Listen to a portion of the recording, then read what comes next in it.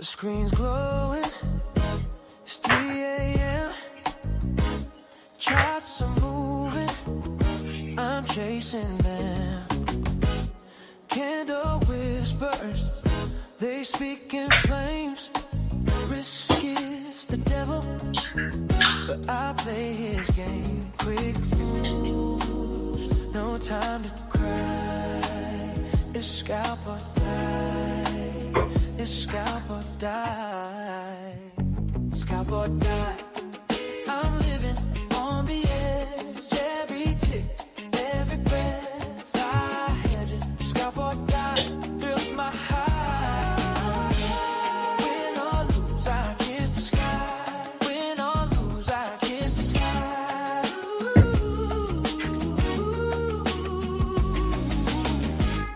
Green and red, they're my only friends. A 1-minute chart, it never pretends. Pull the trigger, my heart beats fast. Every second, the future's the past. One shot, don't ask me why. It's scalp or die. It's scalp or die. Scalp or die. I'm living on the edge. Every tick, every breath I hedge it. Scalp or die. The thrill's my high. Win or lose, I kiss the sky. Win or lose, I kiss the sky.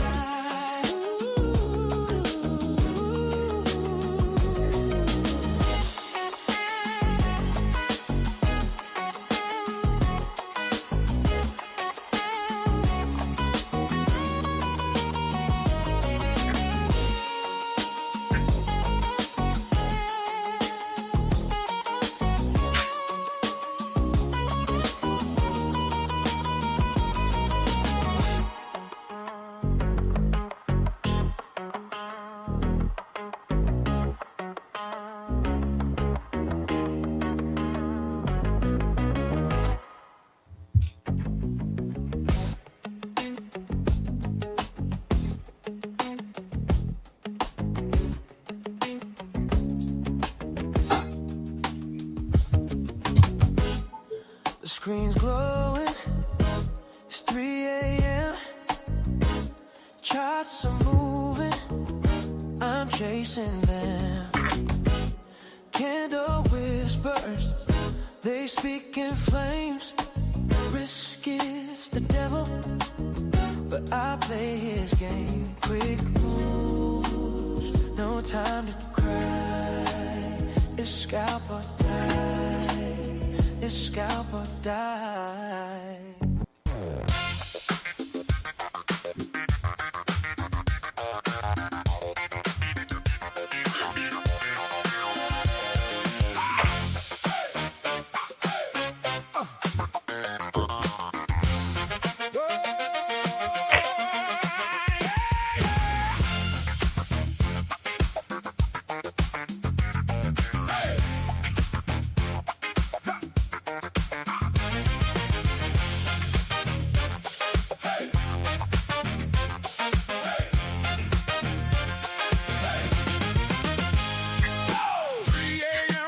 Still glows.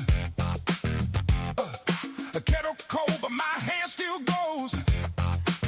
I'm off that range with a coffee stain.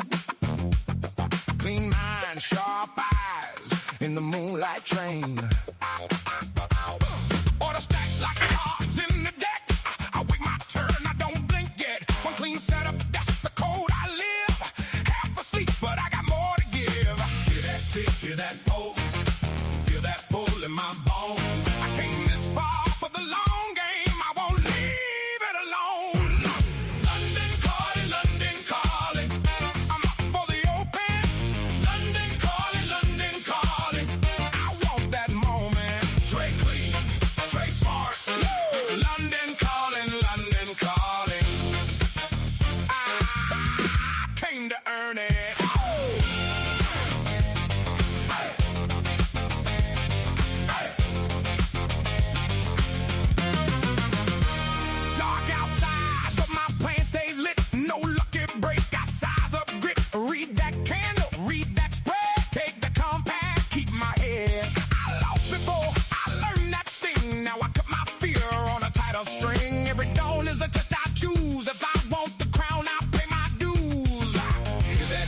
hear that pulse. Feel that pull in my bones. I came this far for the long game. I won't leave it alone. No. London calling. I'm up for the open. London calling. I want that moment. Trey clean, Trey smart. Woo. London calling. I came to earn it.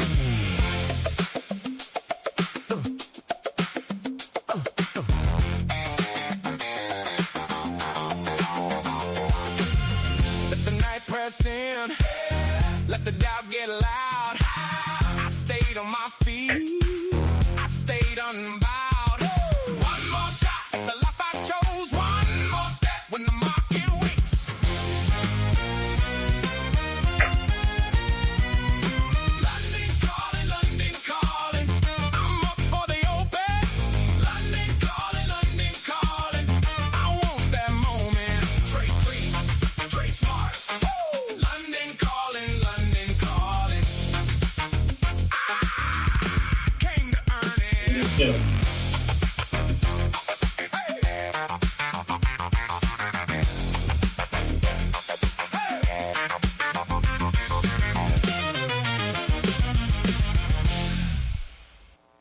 Good morning, guys. Good morning, everybody. How's everybody doing? Welcome to Wednesday London Trade. Nice to have everybody with us.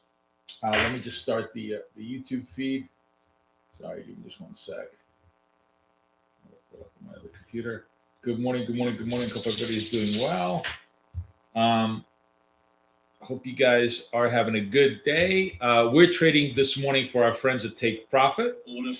Very good. Second in a row, 2 for 2 this morning so far as we open up, and we will be we'll be trading in the New York session for our friends from Apex. So everybody have a great time. I'm going to be here with you for at least 4 hours, maybe even more, because actually today is Wednesday. I don't have too much on my calendar, so maybe we'll stay later. But overall, it's been a really good couple of days. Matter of fact, yesterday was an amazing day. With London, we hit 95.8% of our trades, which there's zero chance we're going to replicate that. But it really worked out well. Good morning. Who's new in the room here? I see a lot of new faces. Some almost. Peter, God, I know I keep saying this to you every day, but I know you're gonna hate me for this. I need one more day to get the whole thing. I'm trying to get the whole thing automated so that when people want to use the CFD and MT5 trades, it just becomes automatic. You don't need me to process everything. You can get the downloads and everything else. So just be a little bit patient with me. It's just been a lot of administrative work that I have to do. So I'm very close. I'm almost finished the code, and we will have that process going. Okay, so I will. I'll make you a promise that by tomorrow I should have that process going for you. Okay. I've been pushing you back this whole week, but try dealing with Kathy. That's all I can tell you. Anyways, good morning, Latentious. China, how's everybody doing? Again, who's new in the room here? Who's Andy? You like the music? We have more. All the music we have is our own. It's all AI based, and we have a lot of fun with it. People have been asking me to put the playlist on YouTube, and I think I'm going to try and do that. I just have to put it into a single video file that will play. So I will try and do that. Actually, I think maybe I'll have Claude do that for me. We'll see. So what's going on? Who wants to know the basic rules of trade, the key to engagement, and anything else that's happening? Give me a couple of plus ones if you want me to tell you what we do here. Otherwise, we'll just chill, look for trades, give ourselves a little time to settle in. Market's a mildly negative bid. Basically, you can actually see what the overnight session has done. If you want to know what's going on in the markets, we created a absolutely cool free little AI tool for you called Intel, Daily Intel, which updates continuously. So let me give you the link. All you got to do is just simply go to this website. Oops. And you can bookmark it, and it updates completely every like hour, every 2 hours on the hour. Risk is mildly neutral. Let's see what Asia did first. Let's see what Asia did here today. Set positive, open Tuesdays. Wow, what's going on over here? Why is this hasn't been updated? Oh, it hasn't been updated a lot. Wow, what's going on over here? Let's see what the latest news is. Okay, market slipped 3, Nasdaq dropped 7. 10-year Treasury yield pushes higher. Heading pressure rate sensitive stocks. Crude surges. Crude is really pressing. That's what's going on because, as I said, the whole Iranian thing remains the sore point. And today, the big news today. So SMCI really proving to me again that that the AI trade continues to be the dominant trade in the market. AI basically is what's rescuing the market, is really driving the market up. And Iran and oil are the two things that are driving it down. Those are like the two big forces. Today we're going to have an interesting day because I'm actually thinking of. I think I may trade instead of doing Asia trade today. I think we're going to do. Yeah, I kind of just decided this on the fly. Instead of doing Asia trade today, I think we're going to do market close trade today because today we have Google and Tesla reporting after hours, and we're going to try and do a couple of one and dones with our friends from Apex, which are like a single funding structure. So come hang out with me. It's going to be like 3:30 to 4:30. I'm gonna maybe I'll even do a 3 o'clock. We'll see. I will do like a 3 o'clock final hour of the market. We'll do a little bit of scalping, and then we'll do a news release day, which is going to be the big driver of trade in the market. So we'll give it a shot. Otherwise, that's it. That's basically the two forces. It's Iran versus AI is the whole trade in the market right now. 11th consecutive day of us bombing it, but I think the market is concerned because they want to see Hormuz open up, or Hormuz tightened up and closed up because of all the conflict, and they're trying to see some sort of resolution to this. So the military time and market time are two different times. See what Trump said. I don't think there's anything interesting that Trump said. Effective August, all generic drugs. He's been doing. The other thing is, the tariff thing is.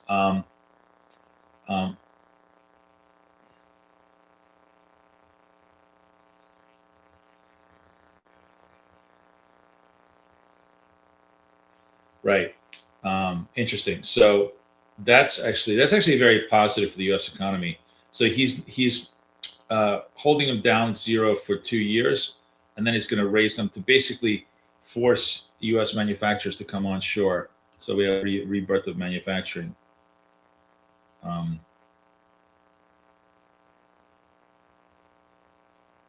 Okay. And that's it. That's basically it on the news flow. Do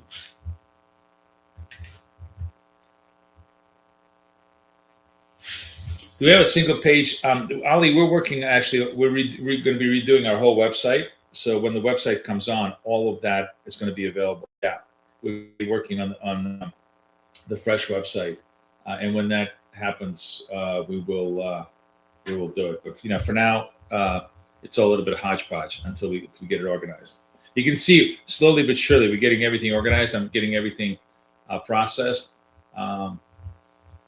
Today, I think, is maybe the last day for our lifetime offer. I'm going to just give this to you here for the lifetime tools. If you want the tools that I'm trading with, this is literally your last chance to lock in the lifetime rates. And after that, it's always going to be subscription based. So So all these tools are going away as a single purchase idea. So if you want to get them right now. I put the link in the put the link in there. All right. Good morning. Good morning. Good morning. I see new people crawling in. Everybody coming in. It's a little bit early. 6:15 still. London has been, as London usually is, very much wavy, and able to ride the waves up and down on the trade. So again, hey Marguerite, nice to have you. Who's new in the room here? Come say hi to me. If I get 5+1s from people who are new, I will tell you the exact structure of how we trade, how we scout. We try to do 20 to 40 trades in our morning sessions, and the target is we trade with a 1-to-2 risk-reward ratio and a 75% hit rate. That's the target. But we've been having much better hit rates as I've gotten more and more precise in my trade selection. So I don't have any opinions on gold. We don't FX bulls. We don't have any opinions on where the market goes. It's a sucker's game. We trade the next 2 to 3 minutes. That's where we have a much greater degree of confidence and control of what things are about to do, and that's where we try to achieve our 75% hit rate. So, I used to know a guy a long time ago when I first started working on Wall Street. There was a broker that I used to work with. Used to always say, the market will go up or down unless it stays the same. I always thought that was like the best statement ever. He was spot on. Anyways, we have a setup coming up here. We have a green triangle that is getting rejected, meaning that the close of the green triangle is now followed by a candle that is far lower. So the close here is 29, and we are well below that. So if this thing stays like this for the next 20 seconds, we're waiting for the close of this candle. If it doesn't rally back up, we're gonna take that as a sell signal, and we're going to trade it this way. 10, 11 seconds. I'm waiting. Let's see if I can get in. Oh, all right. I'm in there. I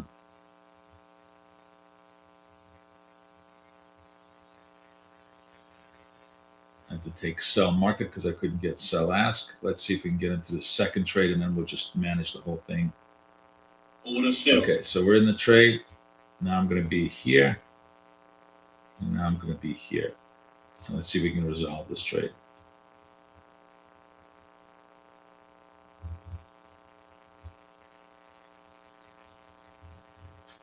So the basic idea here is this is an early reversal signal. If the next candle closes higher, then the reversal is confirmed. We scalp for 5 points. The ATR right now is 9.4. Markets are very, very quiet. So the average candle is about 10 points. We're trying to go for half the average length. If the next candle does not confirm that it's a buy, it actually shows a sell, then we take that as a sell signal. And we trade it that way, which is exactly what we did right now. But as I said, this is a 3 out of 4 trade. This could be the time where it retraces back out on us, which makes a little bit of sense because in this case, the whole thing dropped so fast. It actually dropped like 18 points in one candle. That most of the profit potential of this particular scalp was actually done in the conference trade, and we can get hit retrace. So now we're 2 wins, 1 loss on this particular structure because we got retraced out of it, which is okay. That happens. Now here's what's the interesting part is I will very often, if this candle holds above the high of this triangle, go the other way. I will go the other way because that generally tells me that the buyers are back in control. Let's see if we can buy the bid here. No, damn it. Buy market. I'm chasing it. I'm trying to get cute. We're trying to buy the bids. And okay, so let me now see if I can work all of this out over here. Okay. All right, so now I'm just trying to reverse myself. One time I'm going to give this stop and reverse. If I get clipped out on both sides, then fine. We're just going to leave this one alone and wait for the next signal. But generally, if we have a signal it gets stopped out, the signal the other way generally tends to work well. But if we find ourselves in this kind of up and down chop, that's the most toxic situation, which is why we only give ourselves 2 tries at any given trade, and then we just leave it alone. Because you don't want to be running around, chopping around right now. Good morning, Salah. How are you? So let's see if we can push this one a little higher. Order filled. And then one gets resolved. As I said, we if you get stopped out on a legitimate setup, then the setup the other way usually is a good signal, right? Failure is information if you know how to use it well. So okay, good job. We resolved that one. Now we're 3 for 4, back to our 75% target. Markets are popping up into London highs. London high is 168, and into the VWAP. So this is now the buyers are going to try and see if they can run against this resistance. My stops and targets are based upon the ATR value. So if ATR is around 10, obviously it's going to be around 5. With a 10 stop, I'm basically always trying to trade a 1 to 2 risk reward, and I give myself a little bit of room on either side of that equation, but within those parameters.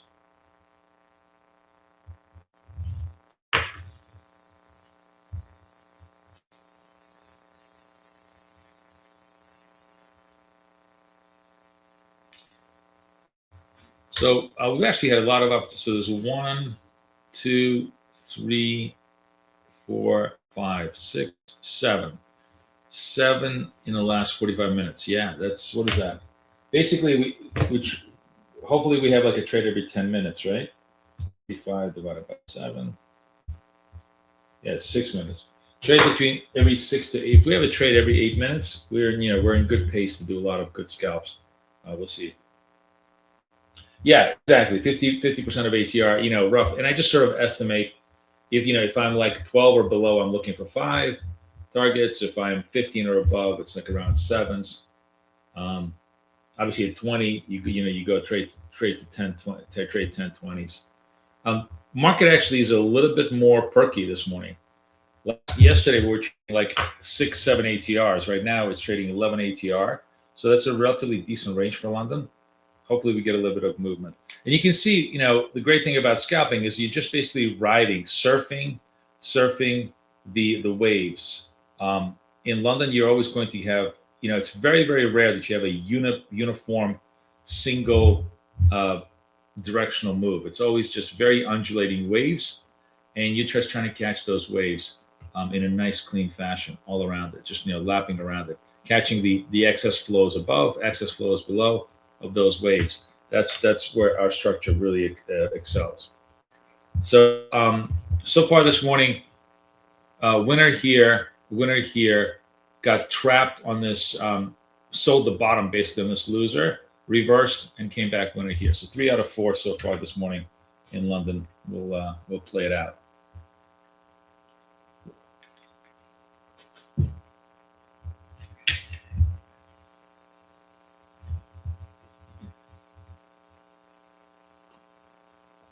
Getting a red triangle. Again, the rules are, and by the way, I don't see any +1s. Who wants to see the rules? I'm not telling you the rules until people wake up and ask me for them.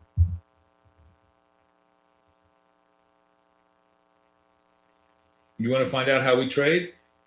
Put a +1 in the comments. Let me see that you guys are interested. All right, here's a red triangle. Closes at 152.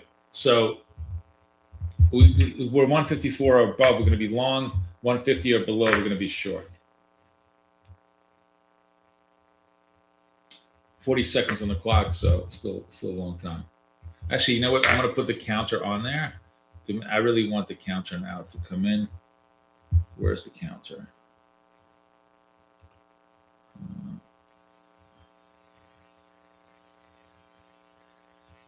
What's going on over here?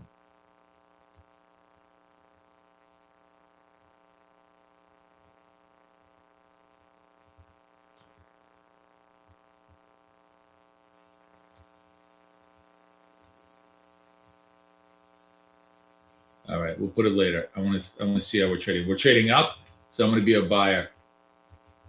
Order filled. Yeah, we clearly, you can see that the close was 54, and we went to 162, and now we're trying to see if we can extend this. This is basically a rally on the move. Let's see if this gets done. I want to go put my timer on there. What is my timers?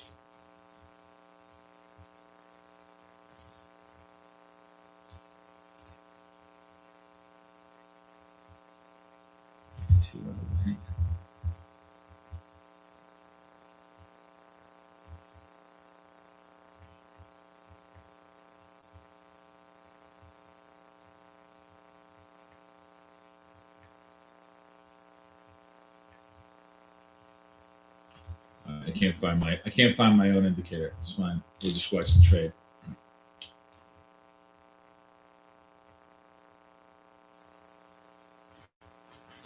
my God.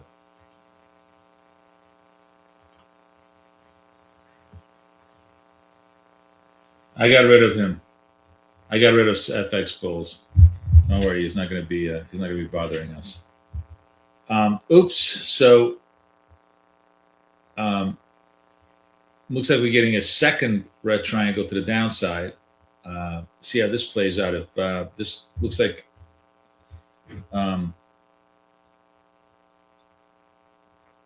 not getting a lot of continuity here. Let's see how this plays.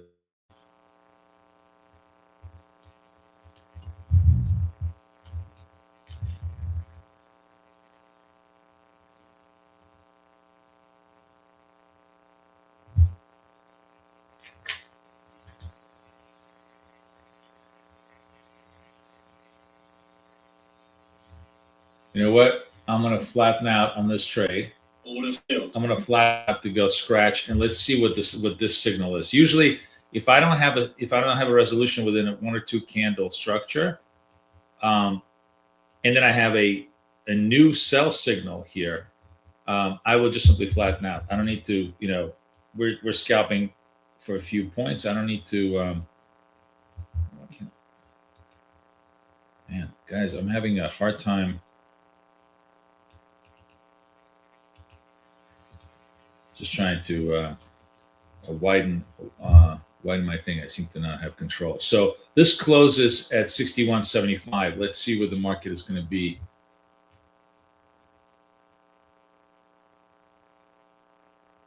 This closes 61.75, and market now is 63, a little bit higher. And we have, what's going on over here? All right, I'm going to buy this. It looks like it's really hard to see what.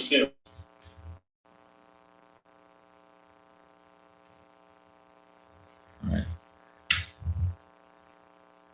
I went back to being long because this sort of stayed above the close.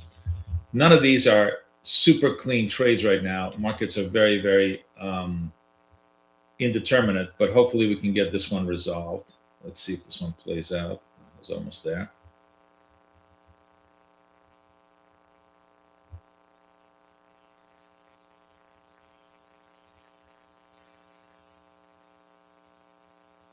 Yeah, that's a great question. What's going on with my thing, guys? Man, whoa! I'm having some issues here, guys, on the move. You know what? Let me refresh this.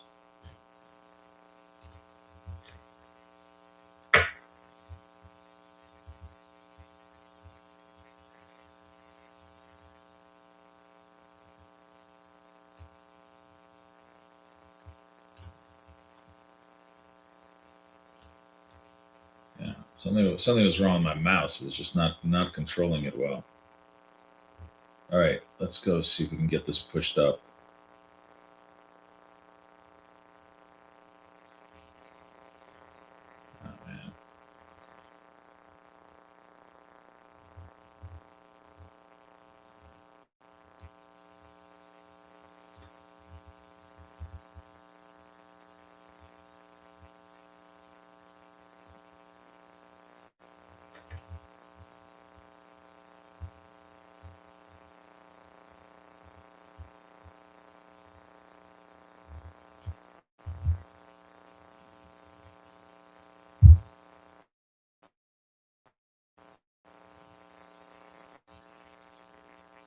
Generally, Ali, the rule of thumb that I like to use is if my risk is like um, more than 1.5 times my target. In other words, if my legitimate risk, so in this particular case, actually my risk should be over here. I got to move my stop. This risk is pretty small, so that's fine. Um, the stop goes under the near term Order filled. swing high, swing low. Good, we finally get done. Oh my God, this took forever. So here's the story of what we've done so far in a very, very choppy, non-directional market. Winner here, loser, legitimate loser, reversal. So 3 out of 4. Then we took a long here that scratched ourselves out, because what happened is after we took the long, it didn't continue to target. It gave us another short example. So I got in flat. Then the second short example gave us a long signal. We got into that one, and that one resolved. So now we are 4 for 5 with one scratch, basically as a structure, and just keep on going. See what else is going on over here. But you can see the market just absolutely died. Literally went into like a 3.4 point range, and surprisingly, the ATR. I think what it is also. It had a lot of wicks up and down, so the volatility sort of stayed around the 10 points, but the actual this is what's known in the South as lots of heat, little light, meaning a lot of effort but very little direction. There was 10 minutes of huge movement up and down that basically settled at the same price. So that's why we had a hard time trying to resolve this, but we managed to resolve it by just sticking to our rules. Yes. But Ali, your question is like, let's imagine, I have a sell triangle, right? And the ATR is, let's say, like 10, 11. So my possible target is 5-6 points, and the next candle is like 20 points long. Would I take that? It's a double-edged sword. So the answer to that is I will take it if I have a lot of confidence, but I will take it with a regular stop. And the problem with that strategy is that if you take it with a regular stop, you're basically betting on the fact that it's just going to continue higher. You're not going to have any retrace risk. But of course, if you have retrace risk, you're going to take an unnecessary stop, because it can retrace 10, 15 points and then rally back up and be a winning trade. So it really depends on in the moment, in the heat. Generally, the rule of thumb is if the second candle is too big a trade, give up the opportunity. It's always in scalping, the way we're trading, it's always much better to give up the opportunity than to go for the profit, because we have the chance to go for profit every 6 to 10 minutes, and every opportunity that we get clipped out on is painful. It's like two negative trades on every opportunity that's missed, or on every opportunity that's wrong. So the key to scalping is to try to be as precise as possible. And if a choice between taking a trade, chasing the profit, or it's leaving the trade on the table and letting the trade play itself out, most of the time, the second choice is the better choice, unless you have super strong conviction of momentum. Like post news, sometimes I'll take that because or if the thing is running London session highs or New York session highs, you can really, really see the momentum building. You have like 90% confidence in the trade. Basically, unless you have like a 90% confidence in the trade, if the trade is super wide, the best thing to do is to step down, step away.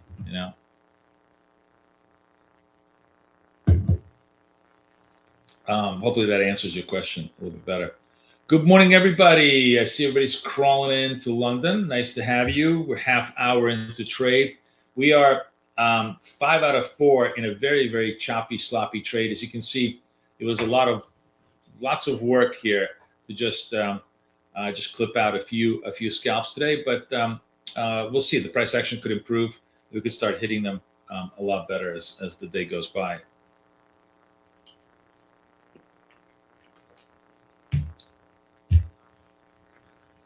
If you guys want the rules to my setup, it's very, very simple. It's they're located over here right here in BK Trader Tools /scalp. And I will go through them. Actually, you know what? In about 20 minutes, I'll just simply, once everybody sort of comes online, the 7 o'clock hour, I'll go through the rules and I'll show you exactly how we trade.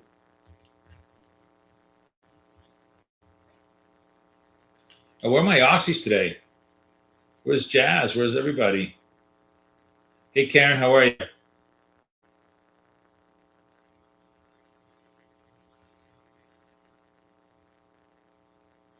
Oh, that's just that's the breakout level. That's the high and the low of the candle, and it's looking like you see this candle. The way that you get a red triangle is first you have to have a big burst move, and then the next triangle that breaks the lows, that's a red triangle. So anytime you have a contra signal against the dominant trend, that's what creates this triangle. Same thing as over here. This breaks the highs. So that's a contra signal against the dominant trend is to the downside. You break the highs, that's a contra signal. Dominant trend is to the upside. You break the lows, that's a contra signal. And then post that, you try to see how that contra signal resolves itself. So that's what that thing does. See, so we had a dominant downtrend, broke the highs. That's a contra signal. Now we see. So we have a triangle. Next candle is going to be the confirm candle, and then we have the trade. So the sequence is always signal, confirm, trade. In this case, the green triangle closes at 49, and we're looking for it to, if you're trading 51, 52, we're buyers. If we're trading 47 or lower, we're sellers. It's pretty simple on that. 20 seconds left.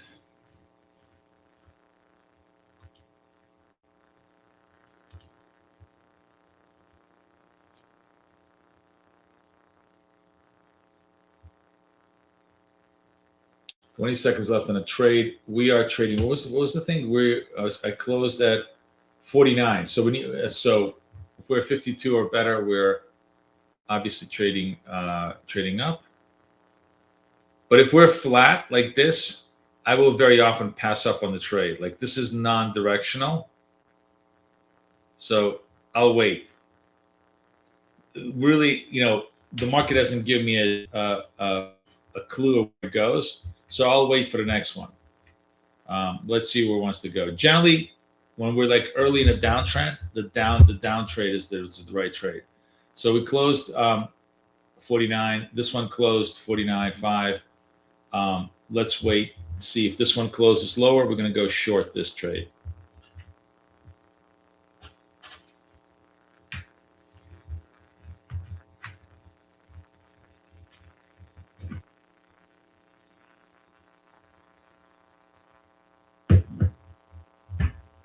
$20 seconds left on the clock.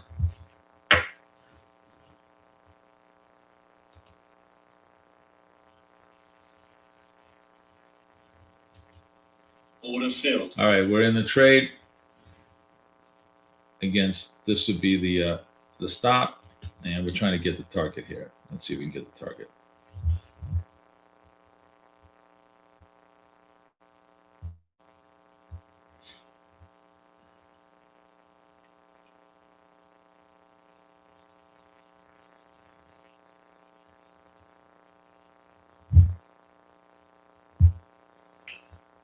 This is the NASDAQ.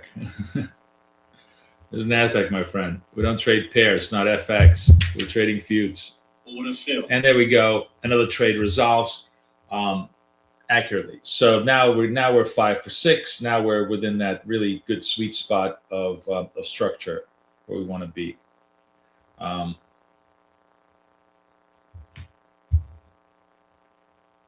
as I've said many times, this setup, when the markets are working, tells you with really high accuracy the probability of movement in the next 2 to 3 bars, right? So on the 1 minute chart, it's the next 2 to 3 minutes. On a 5 minutes, it's the next 15 minutes, and on the hourly, it's larger resolutions. But that's what we're trading the next 2 to 3 minutes. That's what we want to focus on. And that's a classic trade, target resolved within 1 minute or two. Who took that trade? Anybody take that trade with me?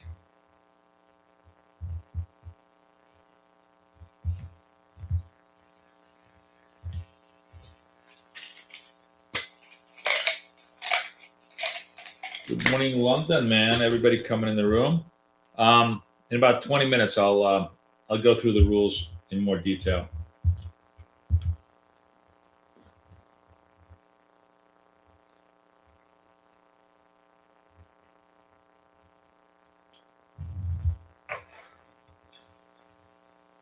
See if I can make this chart a little bigger for everybody.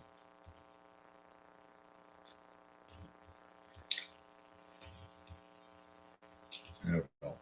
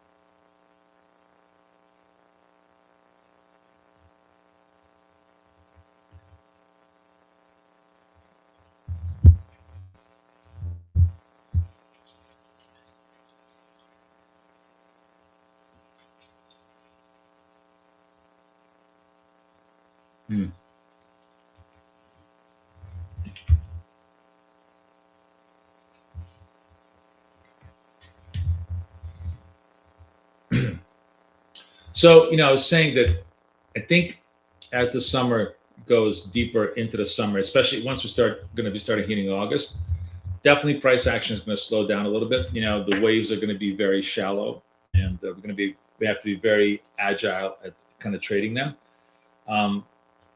Unless we get immediate, either massive risk, geopolitical risk, or resolution to this whole thing.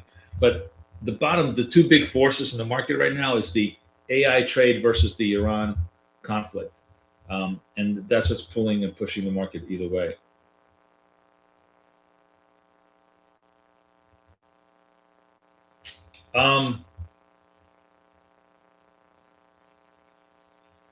What's PM? 146 per month? Yeah. No, the indicator by itself is less than that. If it's a bundle, it's per month. What I was saying is, for those people that really want the indicator, this is the absolute last day that we're offering the thing for lifetime. So if you want to, honestly, it's like 5 months worth of payment, and you get it for lifetime. After that, you will be paying it for the rest of your life on a subscription basis. So I'm gonna give you the link for if you really want to purchase the lifetime option with everything else that's included, including all the coaching. Wall Street is on vacation in August, yeah, definitely, and so is Europe. Flows definitely slow down unless there's a lot of geopolitical risk. But things definitely start to slow down. Volatility starts to slow down. You're already kind of seeing this week. We're seeing it this week. The volatility is much lower. Last week, New York Open was doing 40, 50, sometimes 55 ATRs, right? That's a 55-point candle in 1 minute. We've been maximum at 25, in New York. It's really been just kind of relatively slow. And London, which was trading 18, 19, is now trading 9. So you can really, really see it historically. The volatility is very, very tepid right now on a forward basis.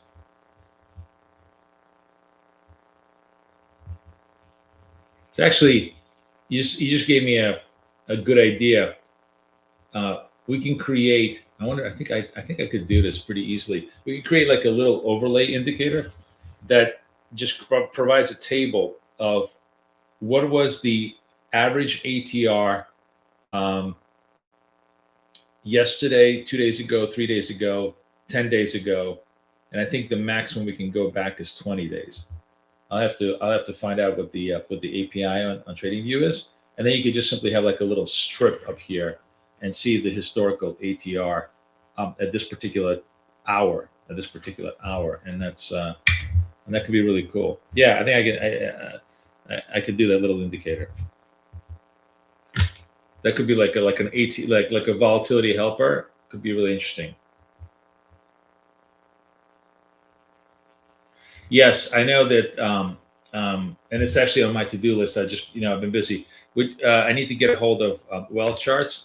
Remember, I don't control the wealth charts code, so I have to get them to fix it. But that's something that's a problem. We'll fix it as it goes. All right, another trade, guys. Another trade.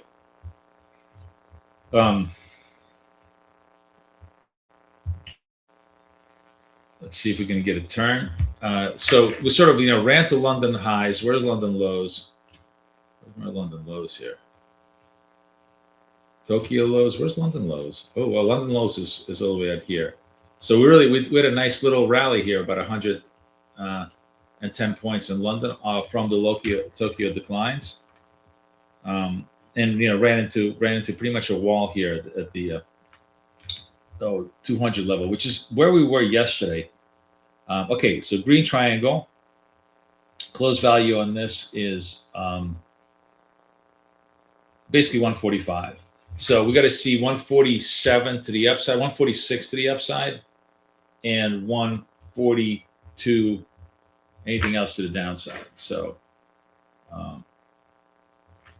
40 seconds to go. Let's see what the signal is.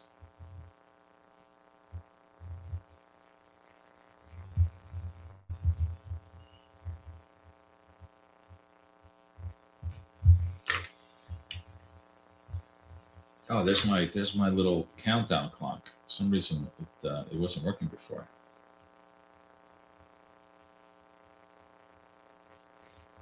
All right, so we're clearly upside bias right now. Got 10 seconds left. Well, we'll see. It's the close here was 144. If we're ending, where are we at? No, we're flat. So no, I'm not taking any signal here, because if it's neutral, I don't have a directional clue of where the market wants to go. So we're going to give it a little more time. Let it try to find its footing. And honestly, if by the second candle we don't have a clear resolution where it wants to go, we'll just pass up on the signal. Oops, nice big upside breakout. So Ali, you were asking me, would I take this trade now because it's a big upside breakout? Depending, like this was a 54, it's like a 10-point break, and my stop would be like 15. If we're right here at the 54s, yes, but now no. Now I'm passing up on the trade. The trade just ran away from us, and that's fine. Let it go, because the trade may be correct, but the risk is not. And you're always trying to trade risk first, trade second when you're scalping. That's actually a really good point.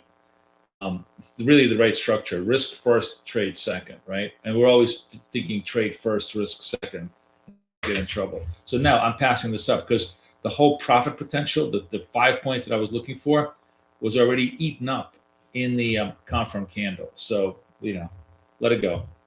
This one we're going to let go.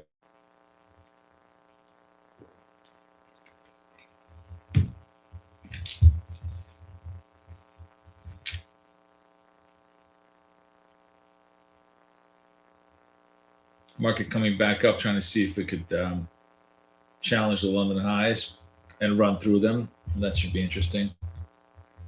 And then the next level is going to be the VWAP level up there. So basically, we're just trying to see if we can get back to 29,200, which was the area we were trading last London. And then New York pushed it to 29.3, and then Tokyo this evening took it back down to 29,000. So still making just lots of ways.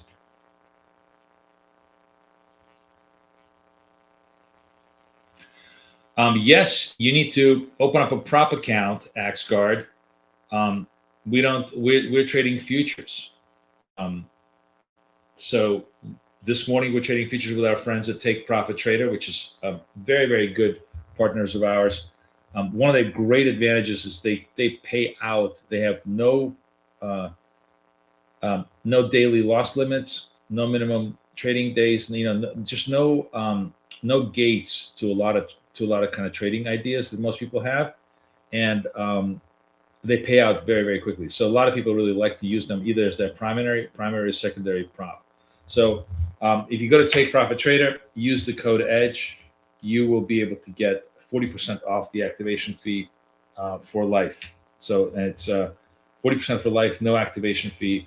Very very good deal. Um, and this will allow you to trade futures, no cost to getting the futures feed. And if you're doing well, if you pass the prop, you will then be able to get paid out.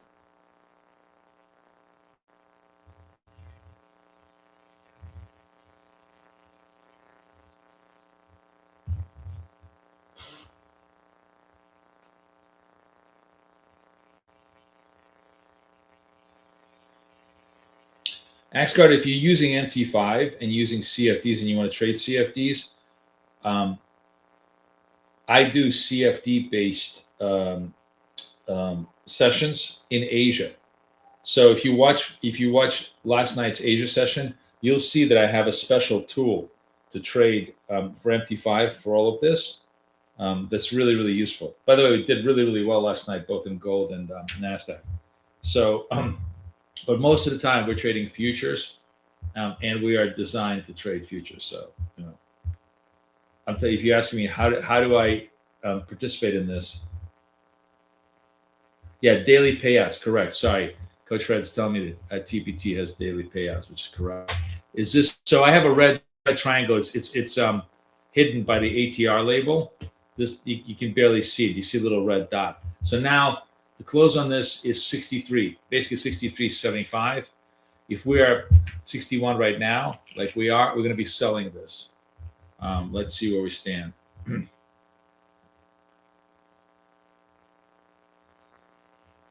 All right, we're going to sell market. I'm short 60. Stop is going to be against the high of this red triangle, which is like right around here. See if we can get some continuity on the move here.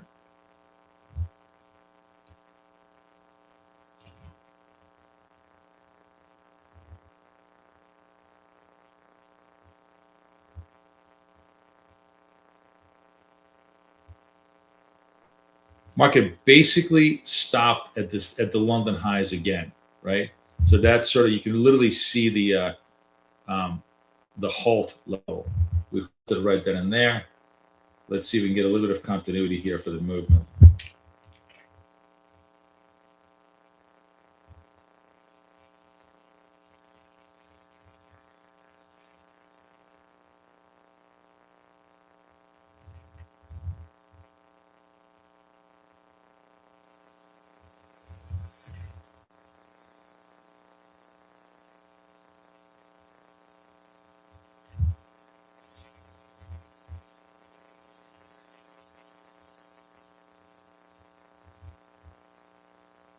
And we're done.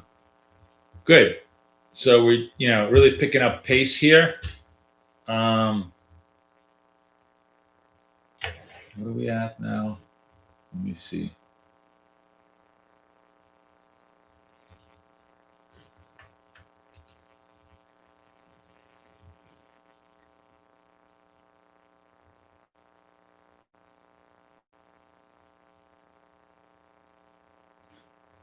This is 1, 2, 3, 4, 5. We're 5 out of 6 so far. No, wait. 1, 2, 3, 4, 5, 6. 6 out of 7. 6 out of 7. That's what I meant. Pretty good. All right. Clipping away.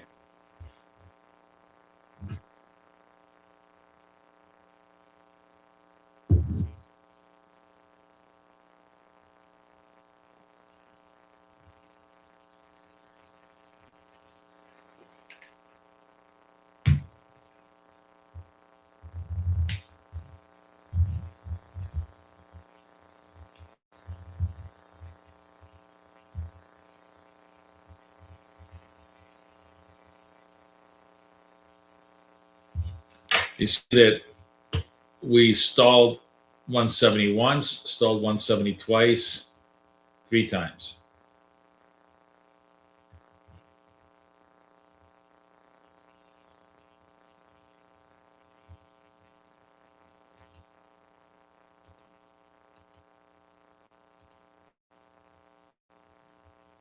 We actually managed to scalp our way right at the top right over here.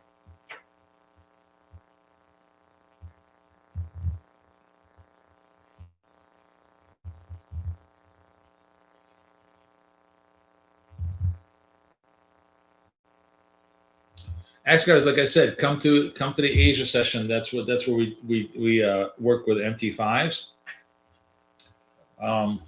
Every Tuesday, Wednesday night, and I'll be happy to show you.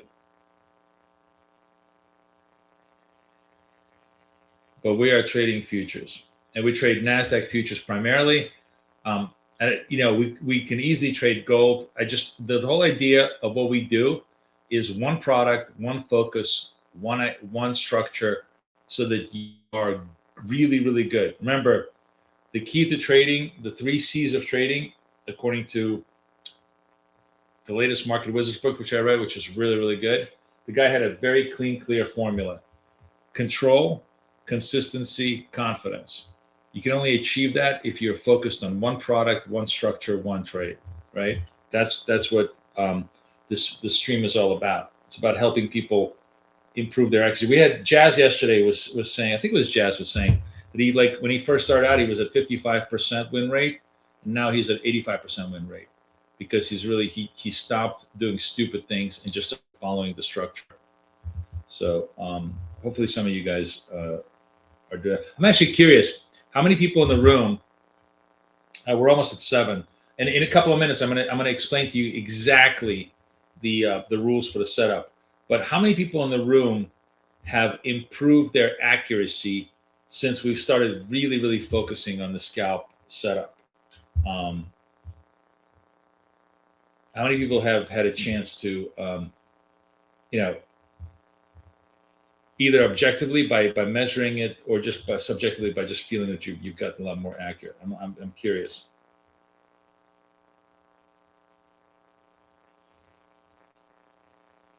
Peter has.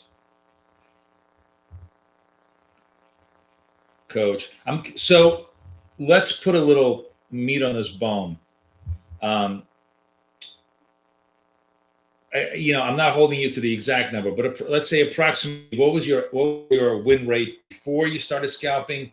What's your win rate has been with scalping with dots? Just give me some, before, after, just kind of like anecdotal data. I'm really, really curious how it's working on a personal, individual level for you guys.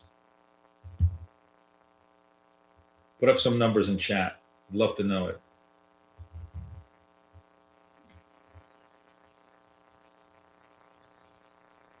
Hey, Banesh, nice to have you.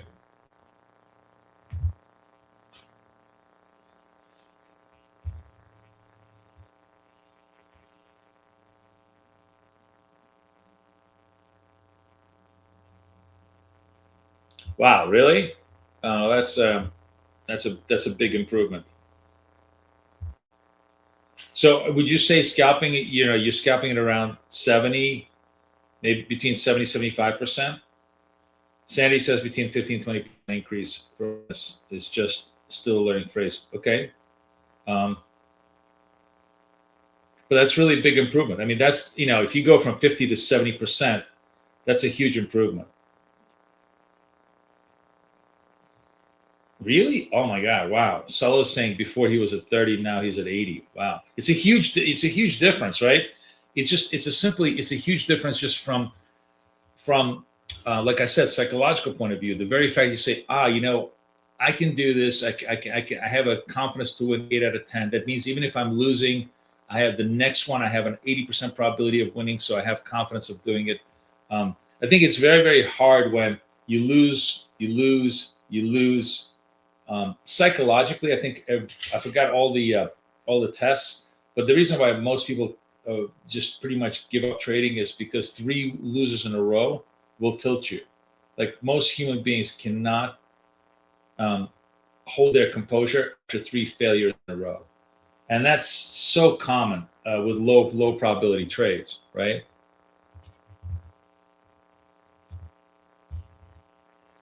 Wow. Good for you, coach. Good for you.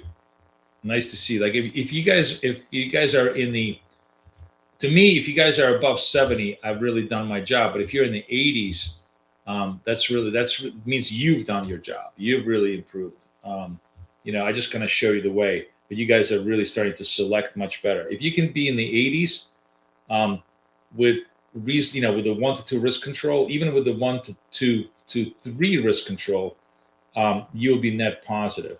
But that's the key thing. That's an amazing accomplishment. I mean, I'm trying. Basically, my structure is to be 1 to 2, 75. And lately we've been better. We've been really much better. So that's really good. And it's amazing how that that just can't.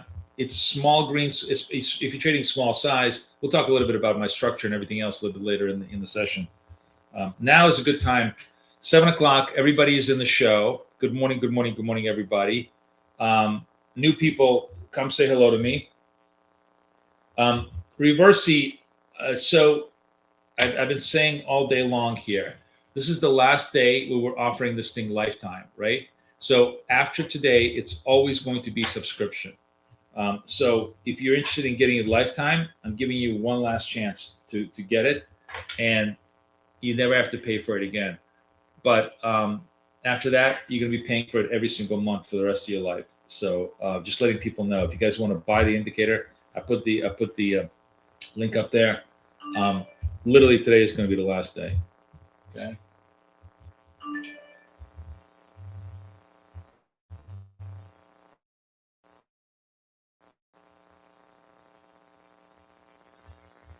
China is doing 60%, but that's a really good profit factor, man. My profit factor is about 125. So your profit factor is significantly better. So you're going for bigger trades. You're going for bigger P&Ls. What happened on Tilt? What did you do on Tilt that happened that day? Let me. You don't have to tell me the full details, but I'm just curious. Was it 2 or 3 consecutive losses in a row?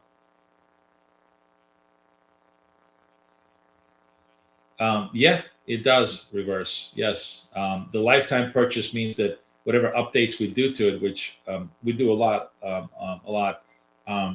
you get access to all the updates. Yes. Montreal, bienvenue. It's good. Is it like 50 degrees Fahrenheit in Montreal? I'm just kidding. Yeah. Montreal is like let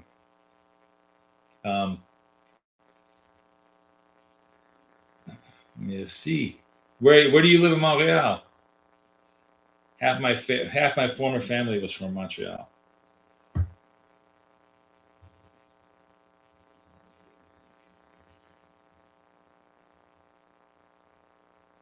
Great city, by the way. Really fun city. Montreal is like what New York City was in the 1970s. It's got that really, nice. It's got that kind of rumpled charm that New York City used to have. Oh, wait, Coach Fred, you're in Montreal too? Seriously? No way. Oh, wow. Good for you guys.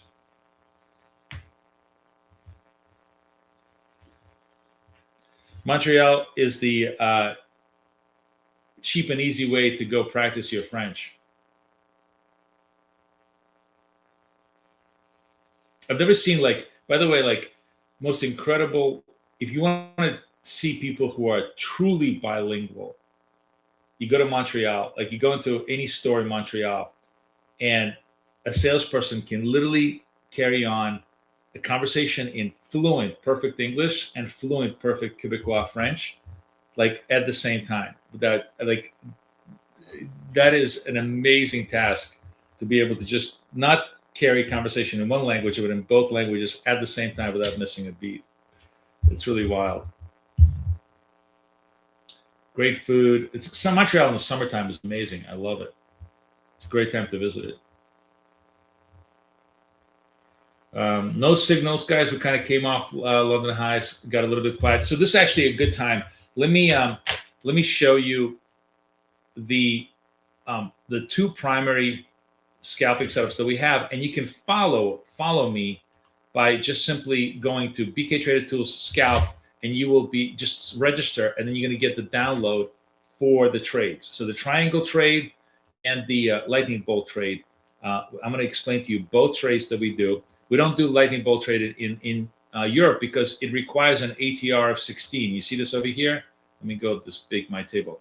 You need an ATR of 16. So it's not a trade that you can do in Europe because usually it's quiet. So all we do in Europe is just trade the triangles, which is a very, very lucrative trade anyways.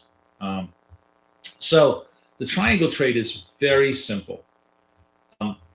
It's signal, confirm, trade. But what's beautiful about it is the confirm can either be pro-signal or anti-signal, and the trade can be pro-signal or anti-signal. In other words, just because you have a green triangle doesn't mean you have a long setup. Just because you have a red triangle doesn't mean you have a short setup. It just means that you have a short signal that can resolve either positively or negatively. And that's the beauty of why we trade, because we're always trading with the flow. So the basic structure on the triangle trade is, this is a classic example here, is you get the signal. Actually, this is not a classic example. This is a classic example because this one this is for the nuance that gets a little bit more advanced. But in a classic example, red triangle closes at 163.75.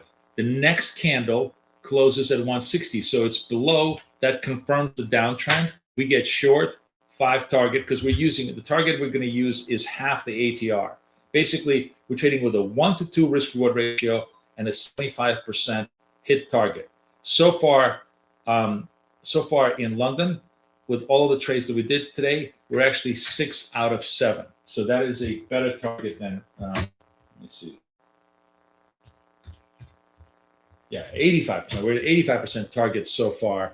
We're going to trade for another hour in London till 8 o'clock for our friends at Take Profit Trader, and then we will switch over and trade the New York session.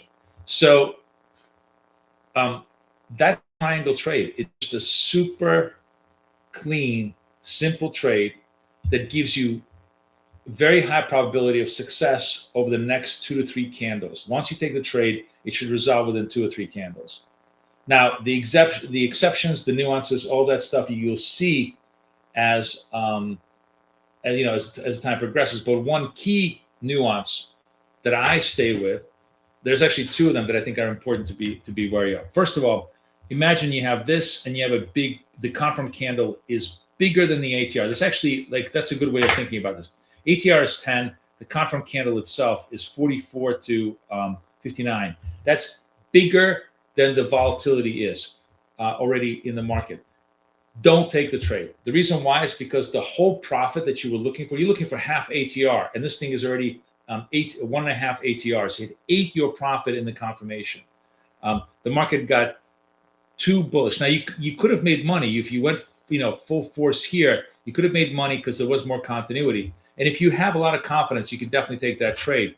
But the problem with taking the trade here is that your logical stop is going to be 2 or 3 ATRs against a half ATR risk. It's just the trade is good, but the risk is not worth it, unless you're really, really confident that the risk is just not there. If you're 90% confident the risk is not there, then take the trade. But that's a game day decision. That's audible that you make. How many people know what is the meaning of the word audible? Let's see how many European, better yet, who has no idea what the word audible means? Come on, give me a +1. I want to see how many Europeans are here.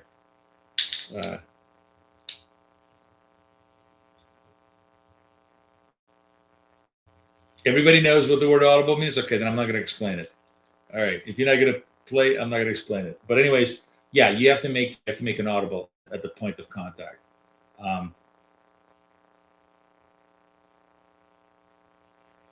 No, audible is not like listening. No.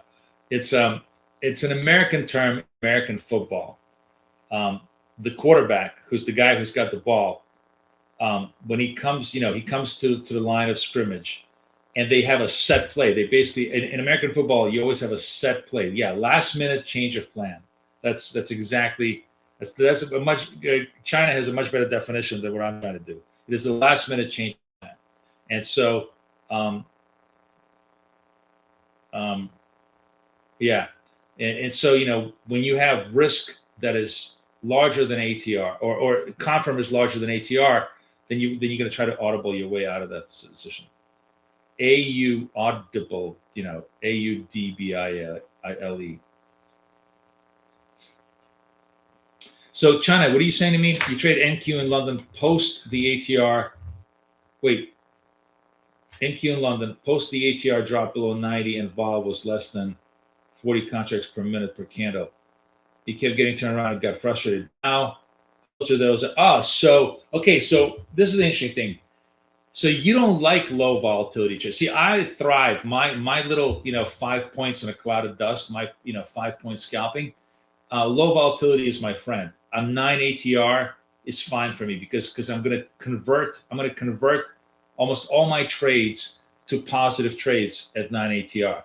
But you don't like it because you can tell from your profit factor that you're reaching for bigger trades. So now you are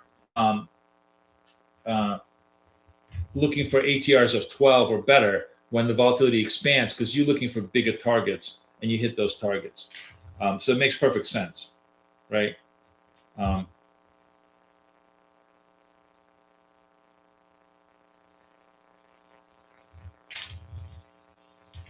And that's the beauty of this indicator is that it can be completely customized to how you trade.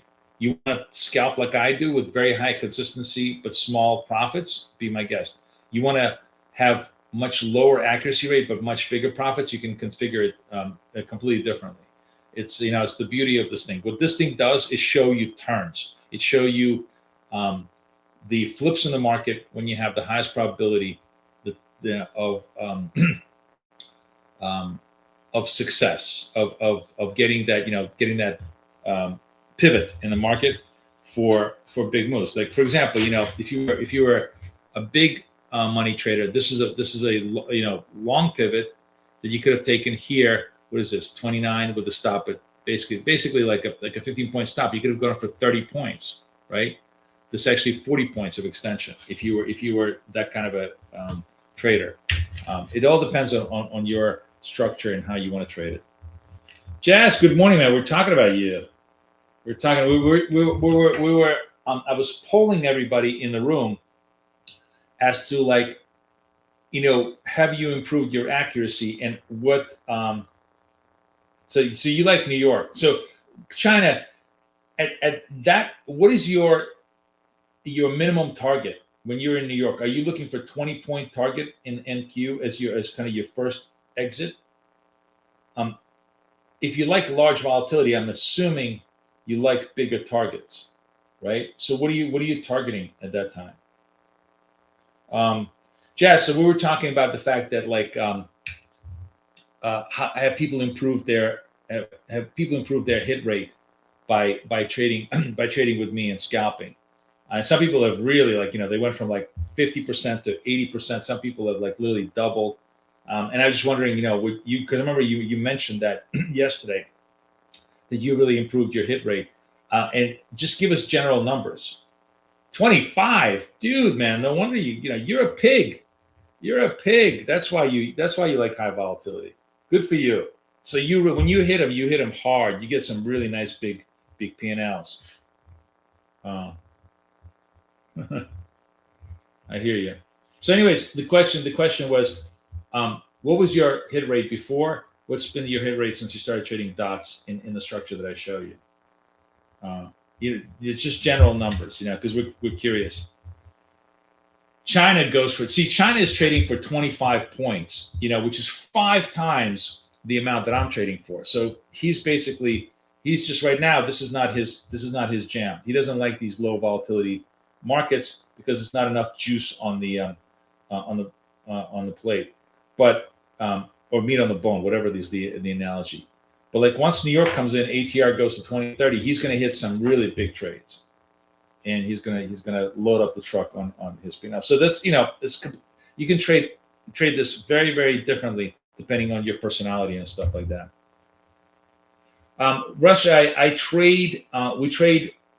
I guess you call this Asia. No, we trade the London New York interchange. So 6 to 10 a.m. New York time every single day, Monday through Friday, and then I also trade Asia hours 7 to 8.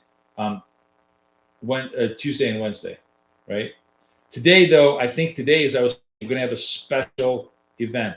Today, both Google and Tesla earnings coming out at post-market. We'll talk about this in New York session. And I think instead of doing the Asia session trade, we're going to trade 3:30 to 4:30 special, special Google earnings announcement. We're going to see if we can try and trade some one and done trades, just big trades on the event. We're going to do like a little bit of event trading and get ourselves funded on one single trade. So that should be a lot of fun.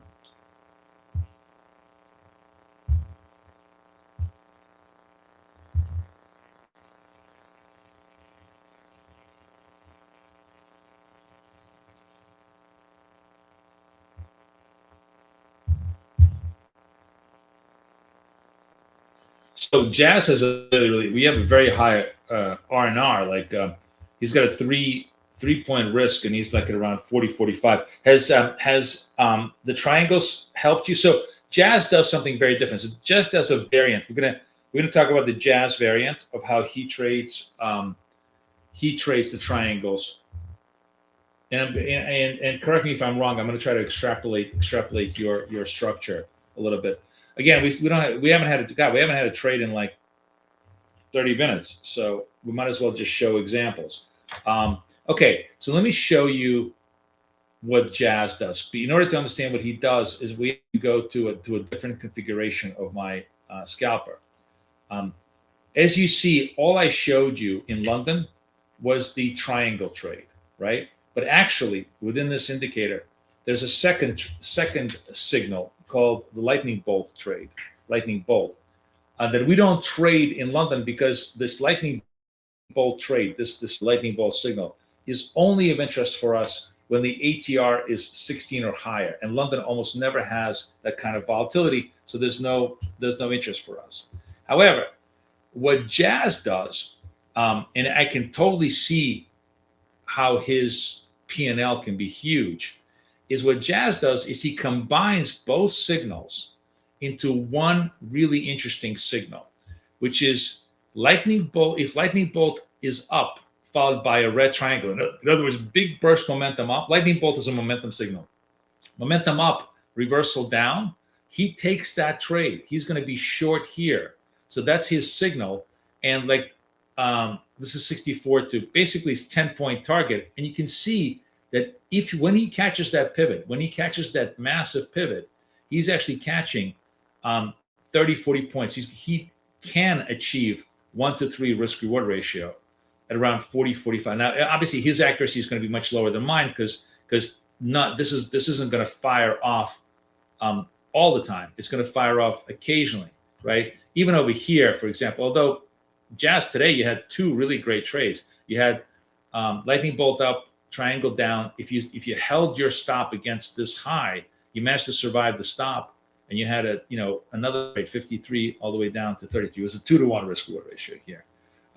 So his trade, which is really functioning on a very, very specific pivot, and actually, Jazz, you make it says that and he says that when you're saying dots, you're basically talking about the triangle trades, right? You're basically talking about the triangle trades. and when you have those, you're trading higher. So it's kind of interesting. I was going to say that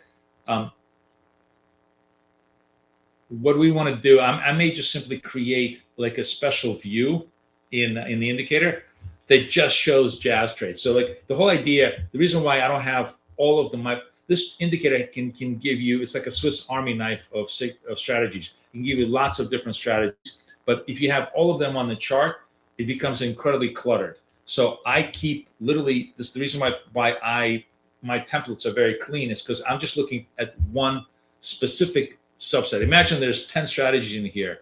I only want that one strategy to show.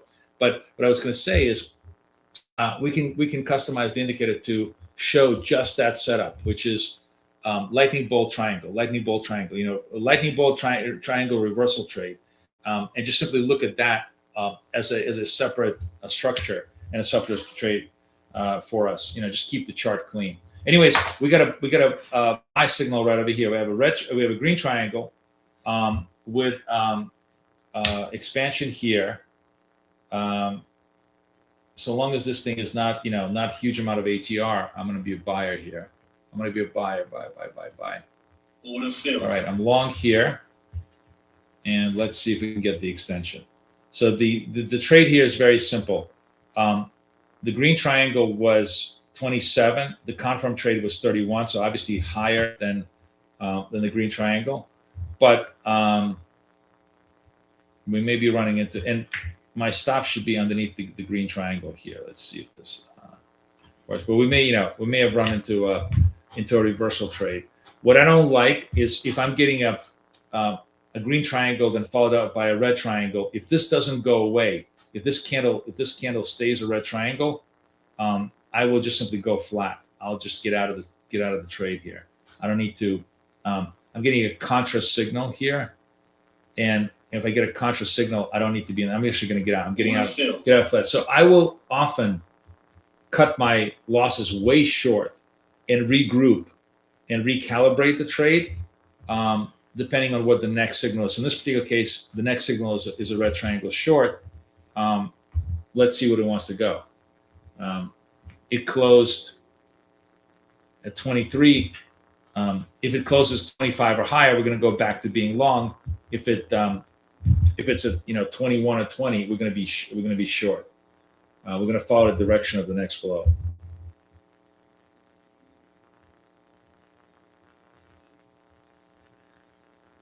Did I do a reasonable job kind of describing what you do, Jazz? I know it's not exact, but it's just a general idea of what you do. All right, so the red triangle, the close here is 23. We need to be 25 or higher, so we're gonna go back to buying. Am I in? Okay, I'm in.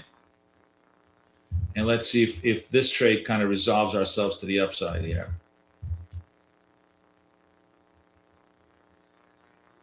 Oh, so my stop should be against this. No, sorry, I'm long. Jesus. Ugh. This is my stop. My stop is tight. I gotta. This is a much lower risk trade because this either takes the target or I get stopped out on a very, very tight trade. I forgot that I was long. Come on, we're almost there. We're almost there. Oh, you're killing me. New York is starting to really chop me out here.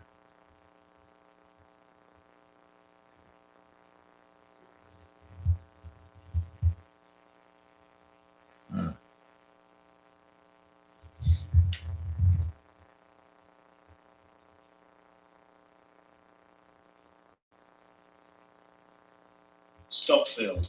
I got chopped both ways. Okay, so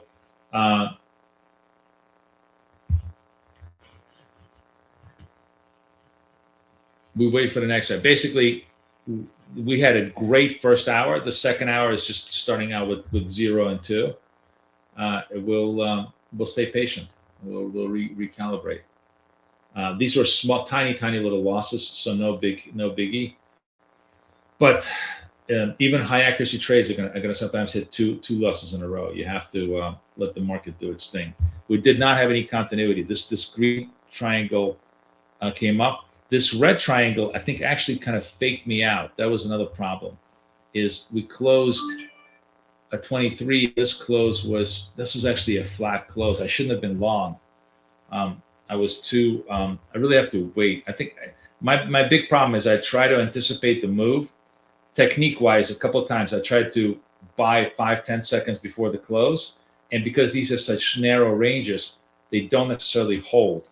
At that time, it was up, and I was trying to get long, when in fact I should have just simply waited because this was a neutral to negative trade. Yeah, lightning bolt to this. It's a really good setup, and I'm actually gonna. I'm going to create a special, like a special selection in the indicator where it says just, we'll call it the jazz setup. I'll just say, jazz. And then all it will do is just simply show only the sequences where those things combine, and everything else, it won't show anything else, so that we can have a really clean chart on that. All right. Good morning, guys. Good morning. Good morning. Nice to see everybody in the show. I was explaining to everybody that today is actually a big event risk day, not a macro event, but micro. We have Alphabet and Tesla reporting after the close. So we're going to trade the last hour of the day today as a special event day. We're not going to do Asia trade. We're going to trade 3 to 4:30 today. I'll put up the link after the show. So if you're interested, come trade, because we're going to try and see if we can get ourselves funded in one trade on the event.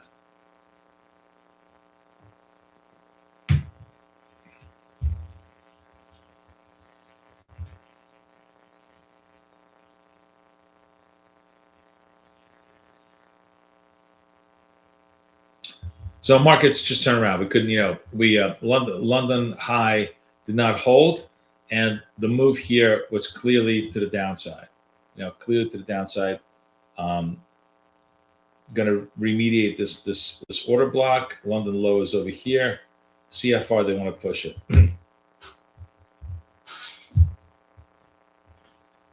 We didn't have any signal for about half an hour.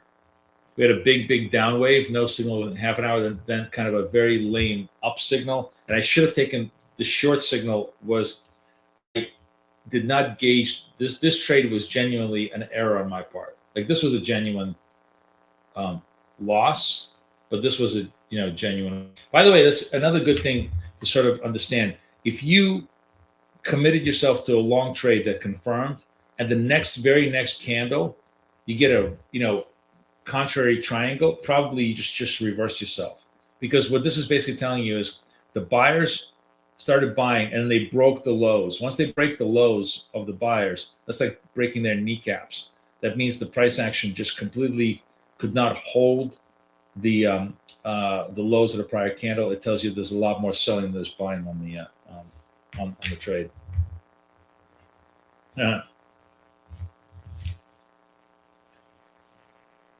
All right, second green triangle. Trying to see if we can build support here, or whether this is another one. This is another good reversal trade for us. So we'll see how this trades out.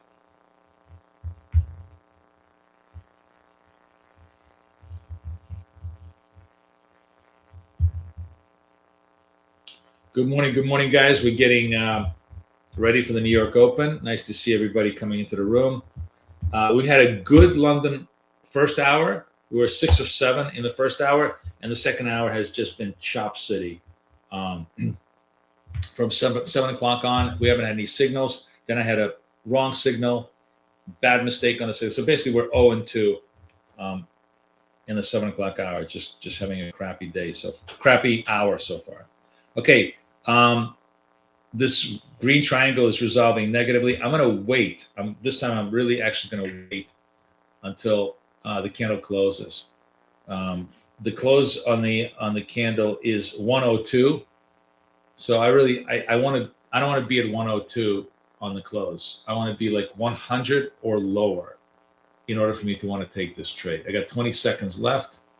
I'm going to watch the price action. If the price action climbs back up to 102, I don't want to be taking this short.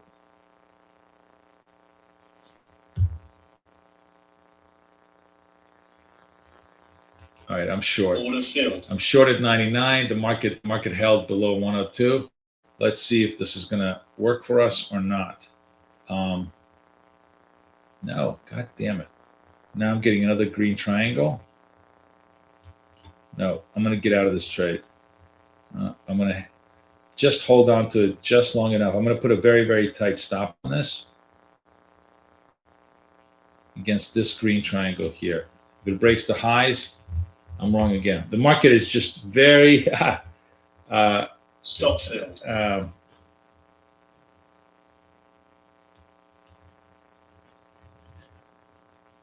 market is very, very choppy this morning. And that happens. We will run, there'll be like an hour where we run into just bleed, paper cut trades. We're just bleeding out tiny little stops, like, 5-point stops, that kind of stuff. Let's see if this is a genuine hold. If they genuinely are holding the bottom here. Now this closes. This trade closed at where? 106. So now I'm trading against the 106. Now, if this resolves down, I'm going to short. I don't care. I'm going to short again because that means the buyers made 2 attempts to hold the breach, and they haven't been able to do it. So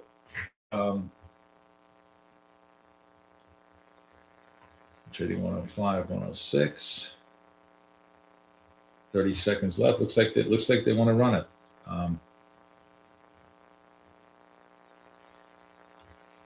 All right, if I'm if I'm 104 or lower, I'm going to be short. If I'm 106 or higher, I'll be long.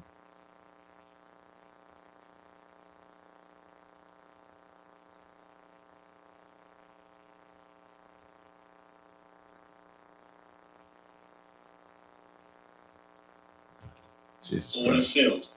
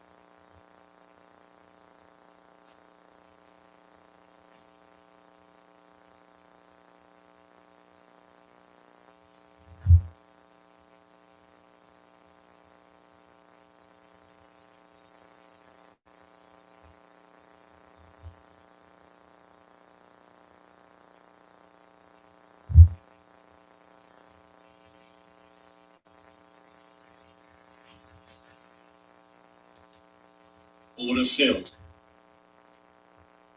Got myself out because it did not come all the way down. Again, I'm just going to take small paper cuts because it's just not resolving. It's actually looks positive to me. And if I was going to kind of Order filled. trade against this, I would trade against this bottom over here with an upside trade because this candle closed 104. This one closed 107. It looks like it wants to go a little bit higher. But it's very, very choppy price action. 7 o'clock, 7:30, New York seems to be sometimes, that kind of a chop zone for us, up and down. Anyways, right now, this is my kind of final stand. I'm standing against the segment lows here and seeing if it can resolve to the upside. But it gave a lot of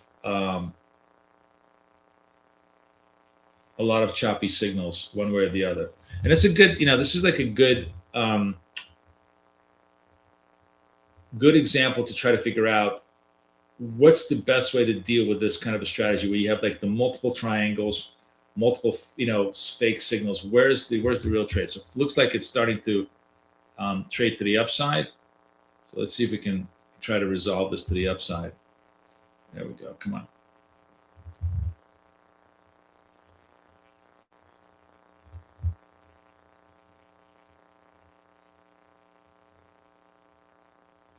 All right, Order filled. we'll take the upside resolve just to get ourselves back in sync. But you can see that this was a sort of a very, very, very choppy area. And if I was to analyze this in retrospect, probably, well, here's the thing. So the most recent signal is the one you trade, right? That's really what I should have been thinking about. The most recent signal is the one you trade. The most recent signal came in at 106, gave a small 104. This was a super, super tough thing to trade because on the rules, this did not confirm the upside, right? It kind of confirmed the downside. Then it came back up. I guess maybe the very fact that there was 2 consecutive green triangles, we should have given the benefit of the doubt to the long side. And just simply traded against the session low. I finally did do that. I finally said, hey, this looks like it's a buy. They're holding the lows. We're going to trade against these lows. But it was very hard to discern. In this particular case, you had just too much contrary indications one way or the other, which is why, you trade small, you took tiny little stops and you hang in the session. But clearly this whole hour has been much more challenging than this. This hour was just all profits. And this hour has just gotten into chop. And that's the thing about the thing about scalping. When the regime is not going your way, your whole job is to just stay alive until the markets really, really resume treasury. Today, it makes perfect sense that the markets are kind of all over the place because nothing is going on. Earnings are at the end of the day, and all of this intra candle chop is pretty. This reminds me of FOMC day when you have one step when trading FOMC beforehand. It's usually a very, very hard price action to gauge. It doesn't give any continuity one way or the other way, and that's always a hard time to do this.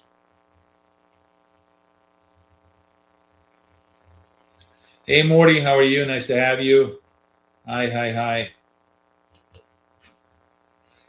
All right, so we're gonna take a break in about 10 minutes, get ourselves organized for the New York session, change our partners. But you can see, I got from 7 o'clock onward, I only had one winning trade, just kind of a shitty kind of a little choppy thing, but very little P&L hit as a result of it. Whereas this one was all clean. Every single trade here, 6 out of 7 trades were all clean. So, we trade what the market gives us. Right now, the market wasn't giving us. But one thing that looks like happening is we're starting to get better directionality and better ATRs. So hopefully, we're going to get more direct extensions.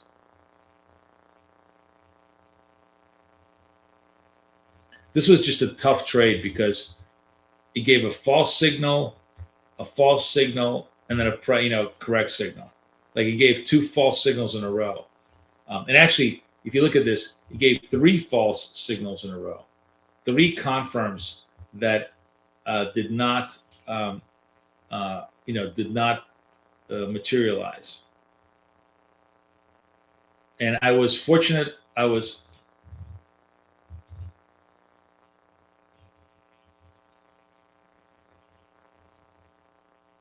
fortunate enough to reverse myself properly here, but there's nothing. I'm just trying to figure out: is there anything that we could have filtered out? I don't think so. The only solution here is to take as small a stop as possible and just keep going.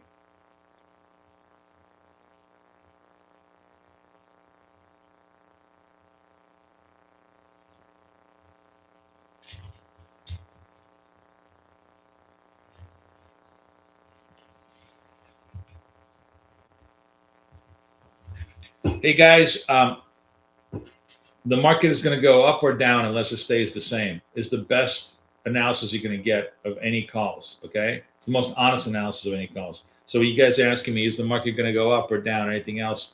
Who knows? The key big themes in the market is AI, as evidenced by SMCI, and we have Alphabet coming up today, and maybe even Tesla, against Iranian risk, in the Persian Gulf risk. So here we go. Finally, a little bit of a big move. The market's starting to sell off to the lows, London lows. Now they're really starting to accelerate to the downside. Let's see if there's any news. This might be a news trade.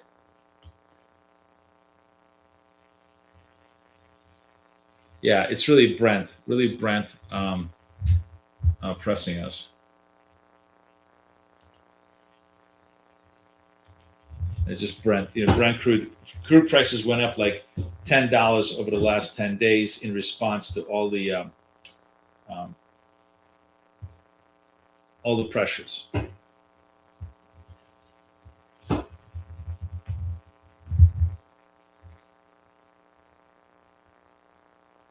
So we're within striking distance of 29,000. It's almost a given they're gonna try and run it, if not now, but a little bit later, and we'll see.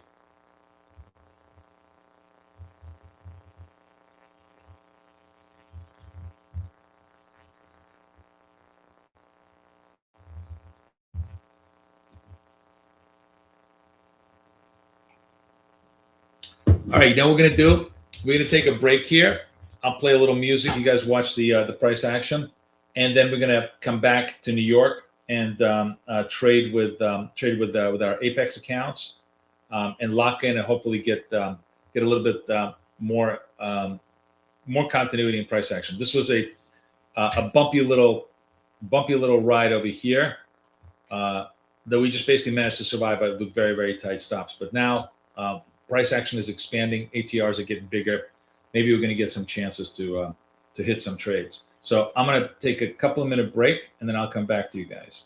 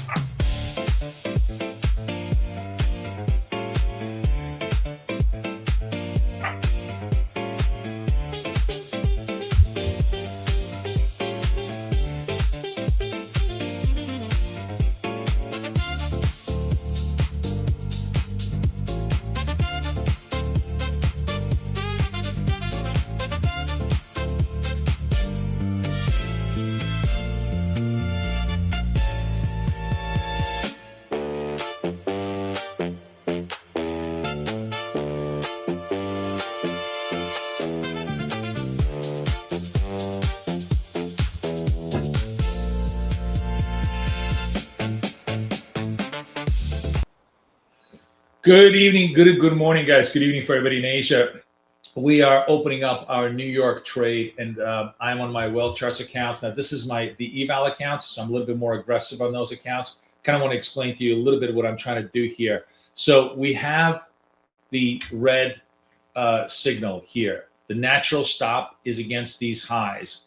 The signal reversed back up, but did not break the highs. Then the next candle closed down and gave me sort of, the confidence to add to my position. In other words, the next candle confirmed the downside, and I added to my position holding against the natural stop with the same target. So I'm sort of added to a position on strength and still holding the position. It still hasn't resolved, but let's see now if it's finally going to hit our target here. We are, teasing it. What's the target on this? I don't even know. 57.75. So we'll see. The low was 59. So 2 points away from target. Let's see if this is going to hit our target. There we go. And now the trade finally resolves. So this is a more aggressive way of trading, but a good way, in my opinion, in the sense that it's much more intelligent against the stops. The stop was the high here. That was natural stop. Until it was broken, you really had no reason to get out of the trade. So as long as basically the trade here, let's just look at this trade on structural base. I get short here.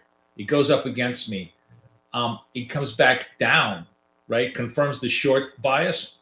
I add. I'm holding the stop against here, and eventually it resolves to the downside. So we start New York trade with a positive move, as opposed to like the last hour when it was very, very choppy. I did trade I came back to the desk and took this trade up. And I heard Jazz was saying, Jazz, you were saying that you took the trade from here. The Jazz trade, which is a really cool trade, not as high accuracy, but much bigger P&L aspect of it. What was the trade? This wasn't actually quite your setup. This was up lightning bolt, up triangle. It wasn't a down lightning bolt, right? But you said you took the trade here. What did you say in the comments?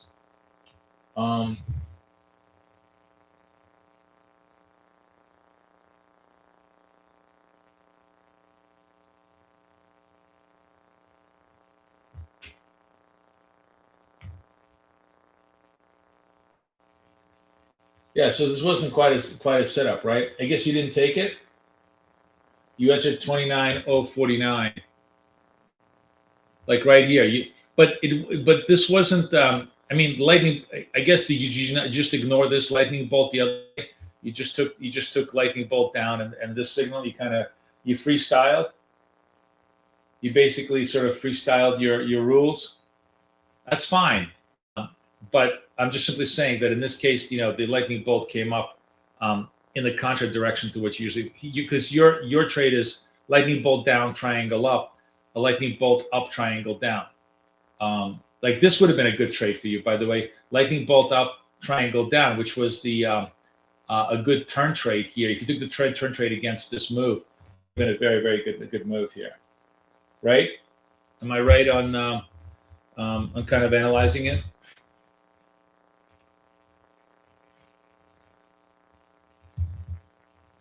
$21.46. Yeah, you took this trade over here, this green triangle here.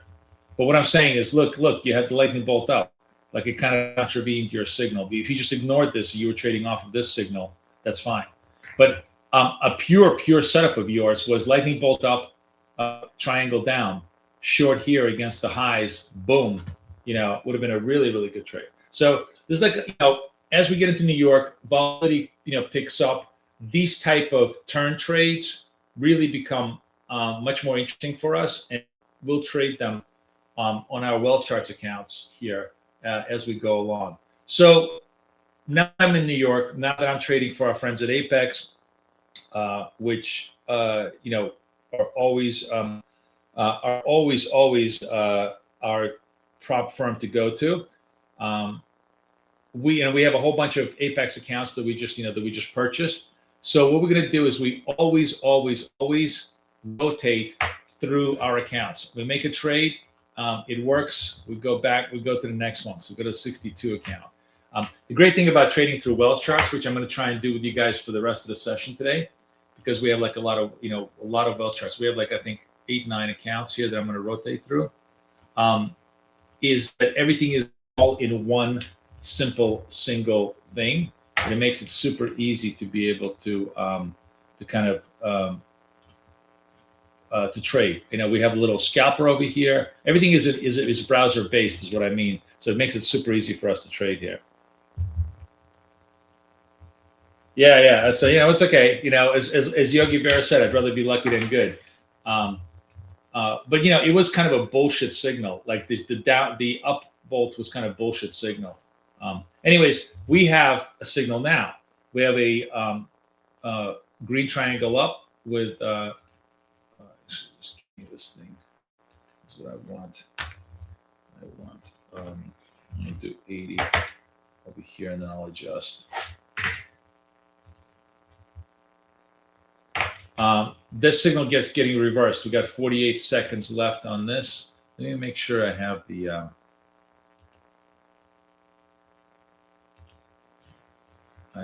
parameter. Oh, where's the first of all, we got to set up our New York session. It's 12s. Where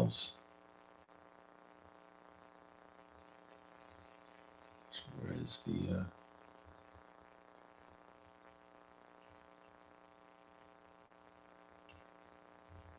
where's the countdown? Oh, here's countdown text. I wanted 45. Okay, apply. Good.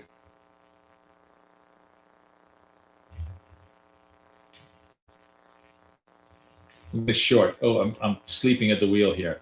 So this is a red triangle on a reversal side, meaning that the candle did not confirm the move.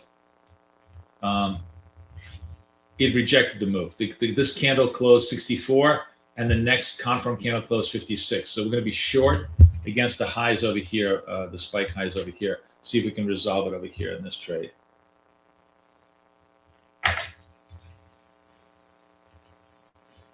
I'm going to set up the settings, others, no alerts, apply. Oh, we almost got resolved here, just barely.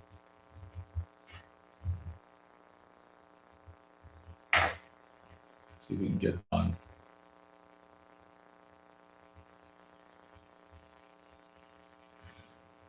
Okay, we're going to flatten out here. It took that trade. Nice. Okay. So 2 and 2 in New York trade now. Looks good. Go to the next. I'm going to go to the next account. Again, the trade was green triangle gets reversed. We get short. More continuity on the trade. Let's go to 63. Next account. So 2 for 2 in New York. Ready for business. Ready for trade. My price column is not showing. Oh, you're right. Sorry. Hang on, I'm sorry. Okay, hang on. Give me just one sec. I have to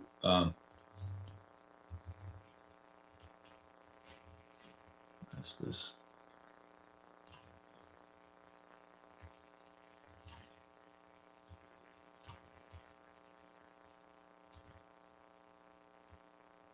Okay, now it's good. Now you should see the price column. Okay, you're good to go.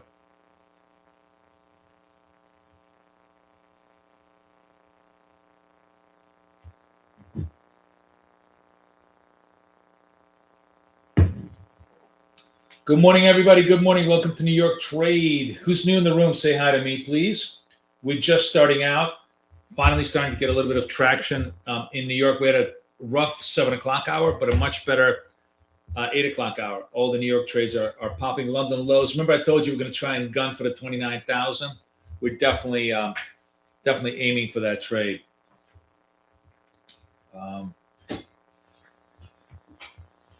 See which way this thing is going to fly to the downside here.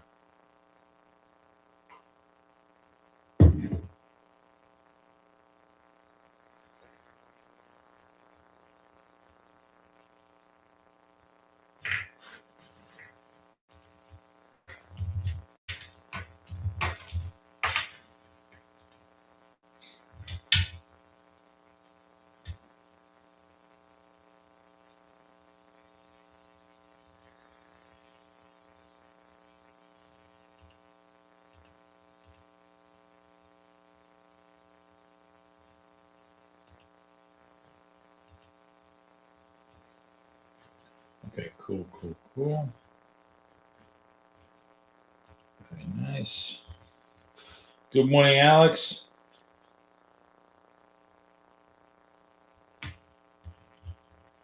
So you guys want to see the second component of our scalp signals? Actually, we have another signal coming up here. So let's trade this. Okay, we have a green triangle. ATR is still like 16, so we're basically ignoring all of the lightning bolt trades, and we're looking, we're looking for this thing to see if it's going to confirm. So this closed at 52, and if we're trading higher than 52 on the close of the candle, we will go long.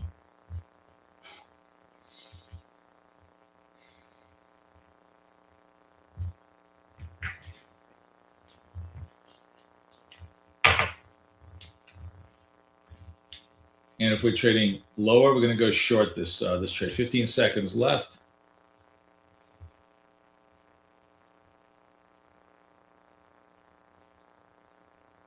All right, we're clearly below the trade here. I'm going to try and see if I get. Okay, I've got short here.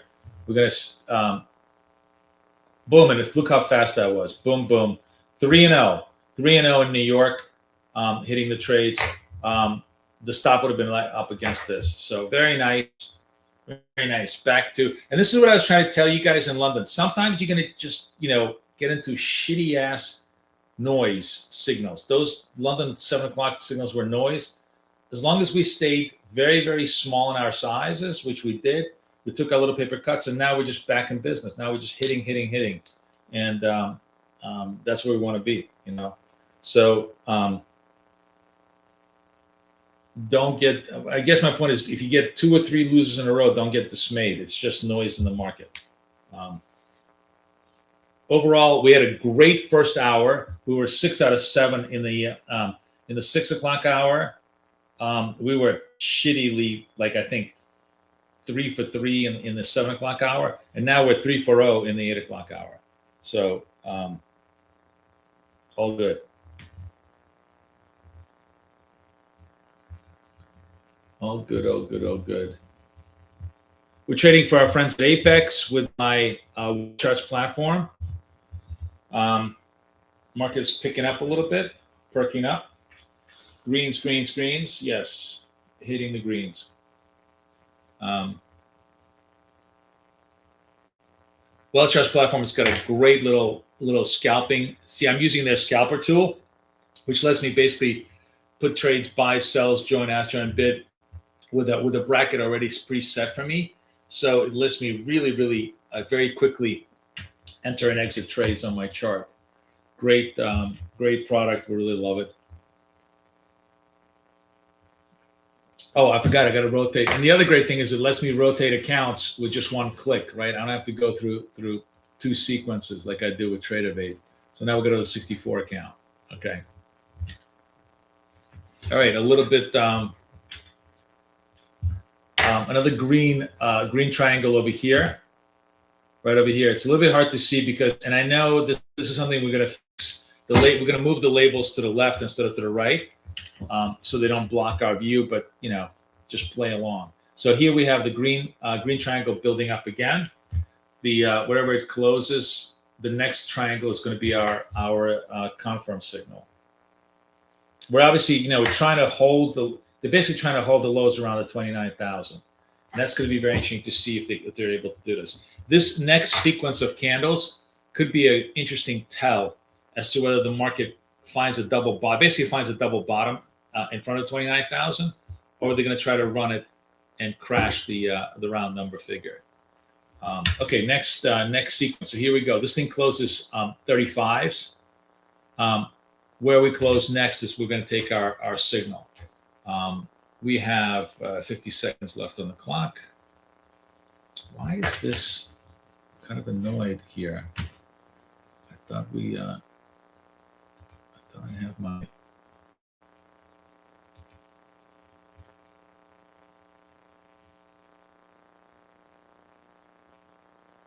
Oh, we're not showing count. So it wasn't clicked. I was like, why is it not clicked? Okay, so now I'm showing my countdown. Okay, and this is.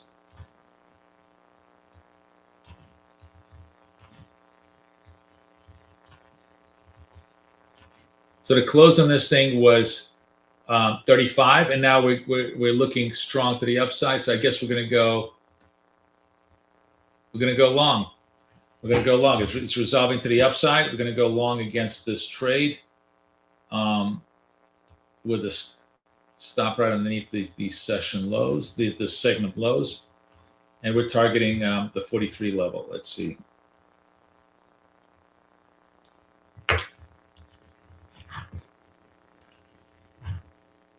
So the green triangle closed at 35. The confirm triangle closed at 37. We took the long trade, and now we just try, targeting the next level up.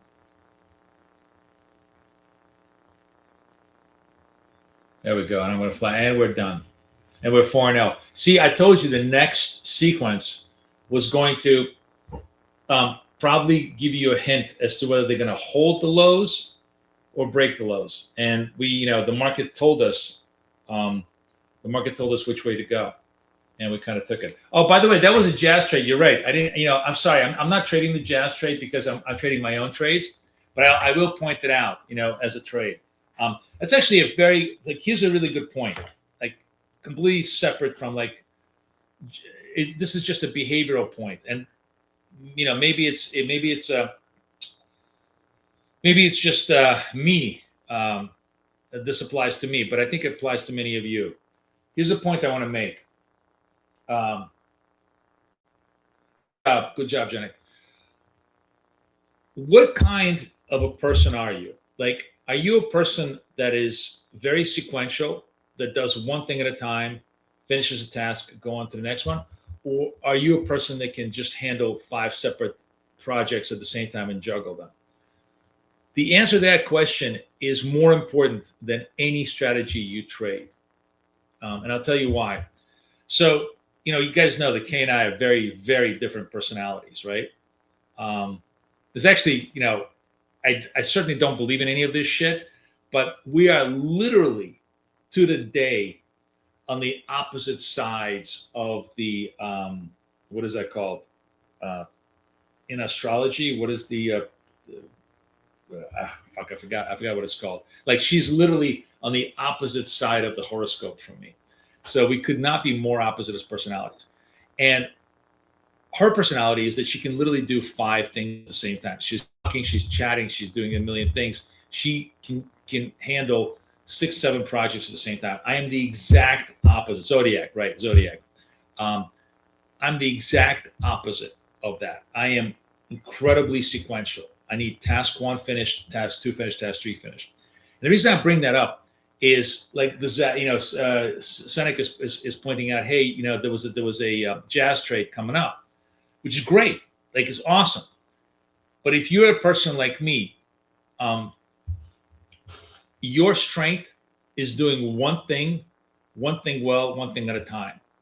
And it doesn't even matter if the other thing is better than the thing that you're doing. You will do it worse. You'll do that thing worse and your thing worse if you do it 2 at the same time, right? And I think many of us fall into that trap. Oh, I got a new shiny trade here that I can trade that makes so much money. Oh, I got this new shiny trade that I really, really want to do. It's very tempting. We all love to do that. It's a trap that I fall into all the time. But the end result of that trap is that you lose in both counts. You lose on the new shiny trade because you're not fully engaged with that, and you lose on your own trade because you lose focus. So it's a lesson, I've learned very, very much a hard way, which is that the only way to trade is true to who you are, not what people tell you, not the setups they teach you, not the market, what you're supposed to do in the market. It's true to who you are. You want to use best practices, whatever you want to do, but those best practices have to be aligned with your personality. So this is like a long-winded way of saying, love the jazz trade. I'm never going to fucking do it because I want to focus on my own, right? That's it. That's just the bottom line. And if I want to do the jazz trade, we're going to spend the day just doing jazz, or maybe an hour just doing nothing but jazz trades. But in my room, the way I'm going to trade, it's going to be one thing only and nothing else, Does that make sense to everybody? What months are our birthdays? So I'm May 27, she's November 27.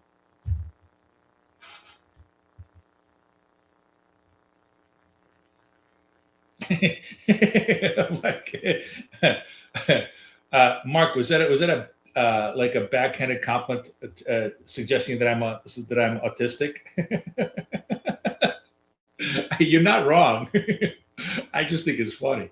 Mark like writes one word, spectrum. That's his one single trenchant diagnosis of me. You're not wrong. I'm pretty much sure I am, but it's just funny. It's just funny that you wrote that.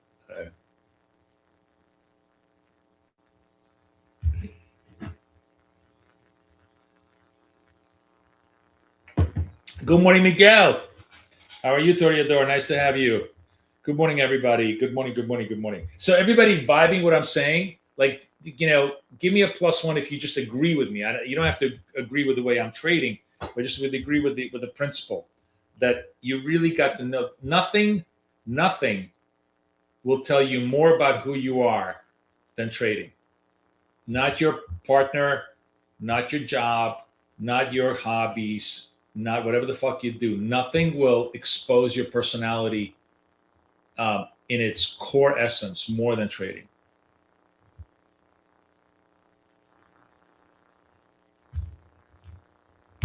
English, good morning. How are you? So yeah, we had a good jazzy jazz trade here for about a good 10 points, right? It was a little, I will say this. So the jazz trade here, and this is a key thing, I think, when you're kind of trading jazz trade from a tactical point of view, is you will get a jazz. I wonder if you would agree with me. You get these tiny little spillovers. So in other words, let's say you long here, your natural stop is going to be the low over here. What's the low over here? It's 26, and it probes that fucking low 25. Like I feel you need like a 2 or 3 point buffer to the low, 2 or 3 point buffer to the high, because they will hunt those stops. There's nothing easier for them than to grab those stops and then ramp it back up, right? That's just like a natural trick of the algo makers.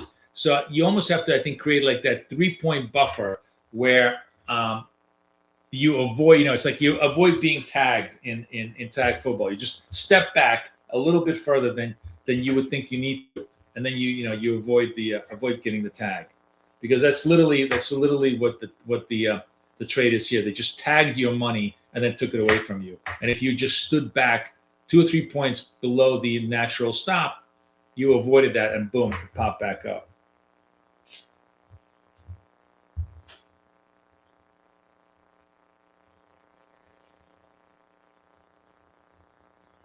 Yeah, so he's saying buffer. He's agreeing with me on the buffer. Right?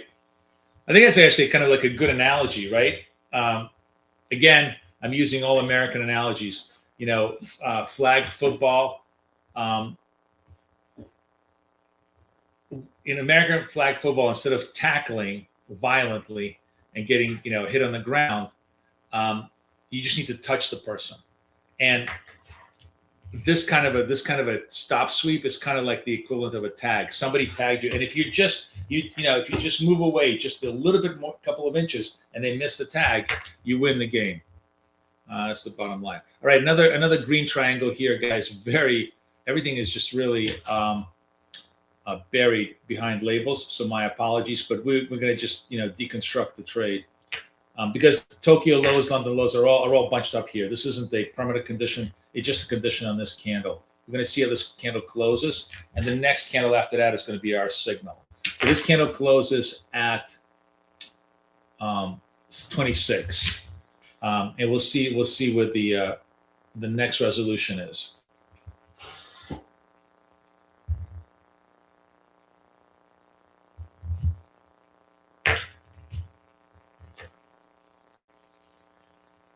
We have 36 seconds left.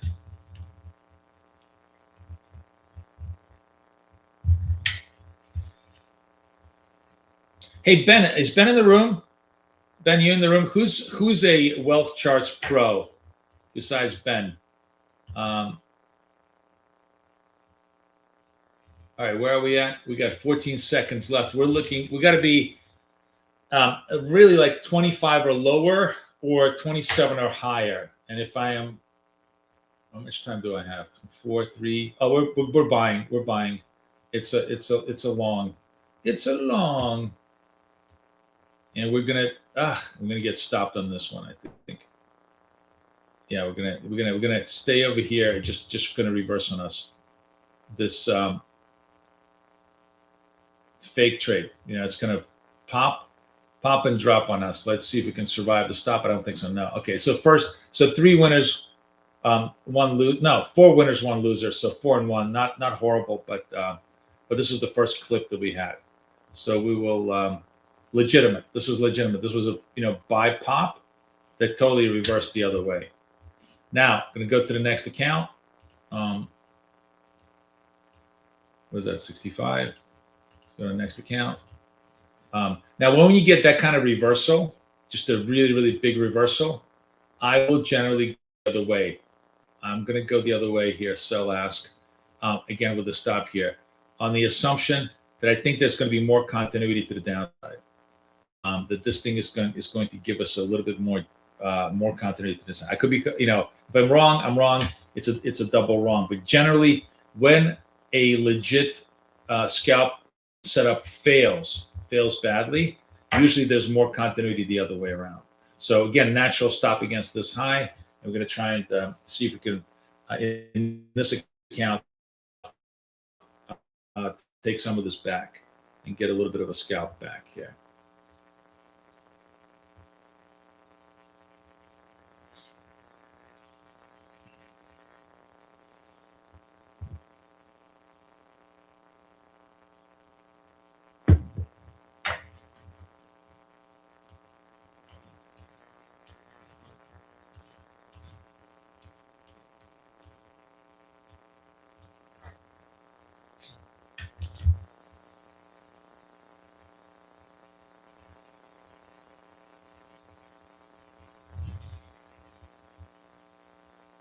So, we are like, this is, they're kind of holding. The other thing is that we kind of ran it right into the 29,000 support. If they did, I may have, I may have made an error on this trade, which is okay. We'll come back to it. Because I sort of sold right into the 29,000 support, and they're either going to crack it or it's going to hold. The round number is going to hold. I probably rushed that trade. This was not the smartest trade in the world, but let's see. I think they may want to run it again. They may want to run it again. You know what? I'm going to flatten out because it take a small profit off this thing. Let's see if they want to crash. Yeah, they crash it here. Doesn't matter. It wasn't a great structure for me. So we took a small profit and then just get out of the whole thing. Let's go to the next account. Just trade the next setup, and then we'll go through the full rotation up and down.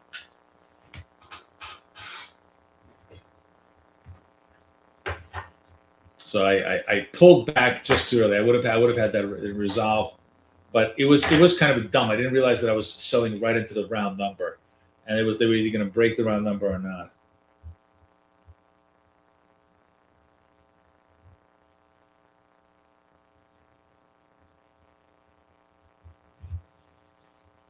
All right, ATR picking up a little bit. What time is it? Oh, it's almost 8:30. Nice. Everybody who's in the show today, we're going to do a special 3 o'clock to 4:30 Alphabet Tesla earnings show. So we're going to try and do one and done trades and get ourselves funded on a couple of accounts and run those accounts.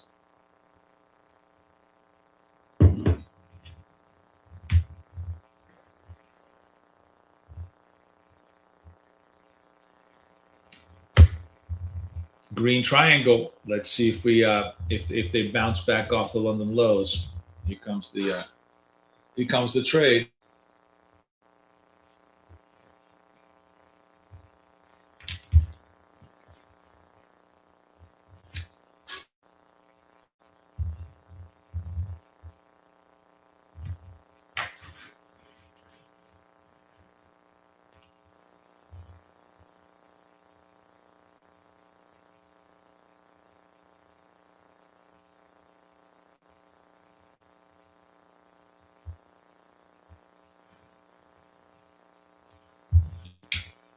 Pop on the green triangle. Now it's, do we confirm or deny it? Close is 9, and now we wait to see where the markets are. All right, 44 seconds left on the clock.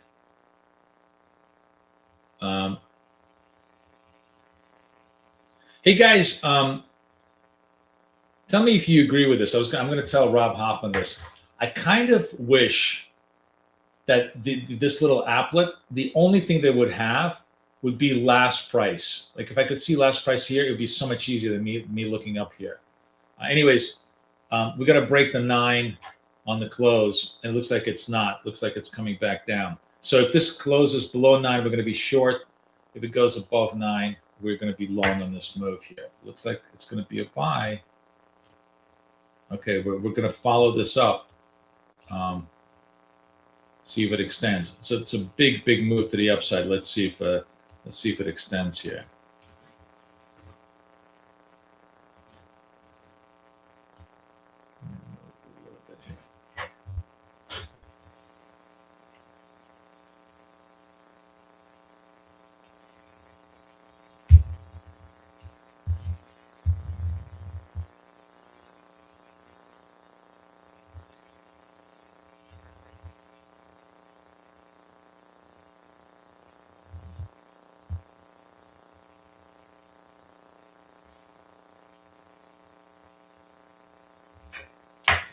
And we're popping. So yeah, another trade. So we're, I think we're like, let me count this. I'll tell you. 1, 2, 3, 4, 5. 1, 2, yeah, 5 out of 6 so far. Not bad, not bad. Okay, rotating to the next account. 66. Let's see how it goes now. Now we're looking for the next trade here. 8:30, an hour to the open. See how we go.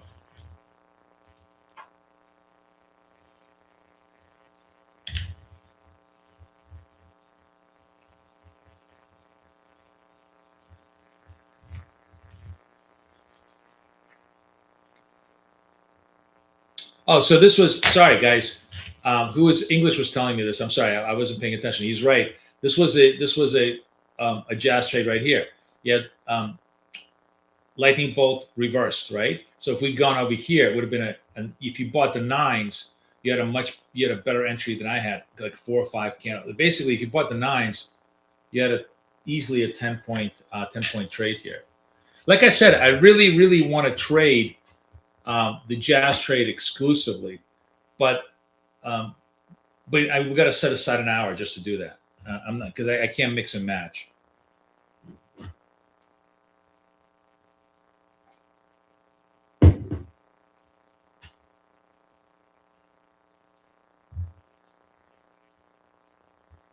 Anybody take that trade, by the way?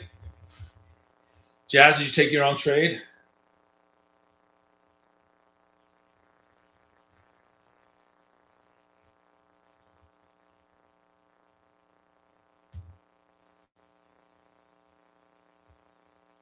Sandy took it. He took it. Good for you guys. Nice job. Nice job. Nice job.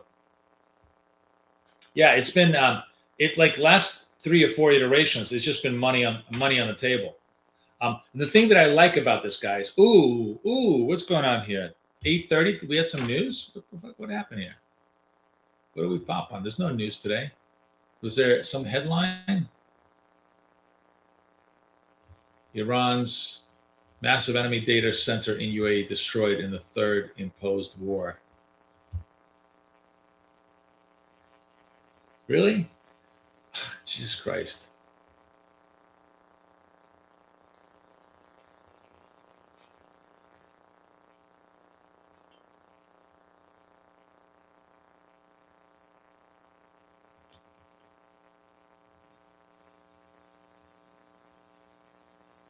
Oh, this is huge. This is huge. AMD. Maybe this was the news. Is this the news? That's why we popped. Okay, so AMD to invest $5 billion in Anthropic, part of the chip deal. AMD's got great chips. And I mean, this is Anthropic to buy up to gigabytes of latest gen chips. Wow. That's a huge, huge AI trade. Yeah. It's really awesome. This is what's driving, the positive pop, because it basically shows you AI infrastructure, AI investment continues. Again, I don't think anybody who's not in AI understands how big a deal this is. Like, this is more transformative than the Industrial Revolution. And in 10 years, you will have robots in your room that will be doing everything for you. I mean, actual physical robots. And people just don't understand how that's going to radically change life. And I think, everybody who thinks that, oh, this is just a fad, it's a big overinvestment, as usual, completely doesn't understand the incredibly transformative aspect of technology. So yeah, it's all good. That's what popped the market. So now we're positive pop.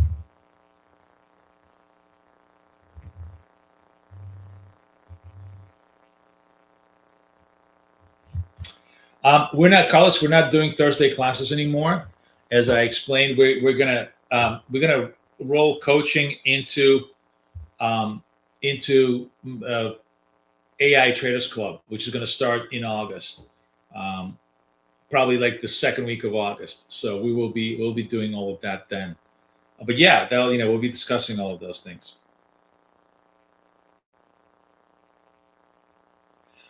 Oh yeah, sure. Tim, let me drop the. Tim is asking for. Where's my thing? Here's the lifetime offer, guys. This is again. I'm going to beat a dead horse. Today is the last day to lock in the both the coaching, the lifetime, the whole offer. If you want it, go look over here on this web page and get it, because starting tomorrow you will always be paying subscription fees for any of these tools. And that's that's going to be nowhere near as advantageous for you. Okay, red triangle, which, by the way, this is a jazz trade. For those of you guys that want to trade this, I'm just noticing it. But for us, we're trading my scalp condition, so we're basically looking for the structure right now.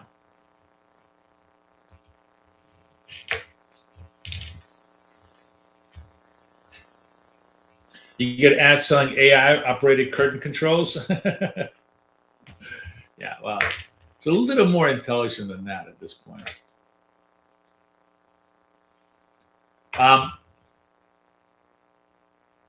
Here we go. So this trade closes. This is interesting. So are we going to? Is this going to reverse? Oh, what happened to my? Yeah.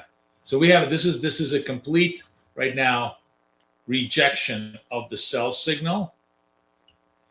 But we have to wait for this thing to close. So this thing closes at 56, and we're now at 63. I mean, this, the AMD news really popped the market up, and it looks like it wants to go higher. So we're just going to wait for this thing to hold, and if it holds, we're going to go long on the trade.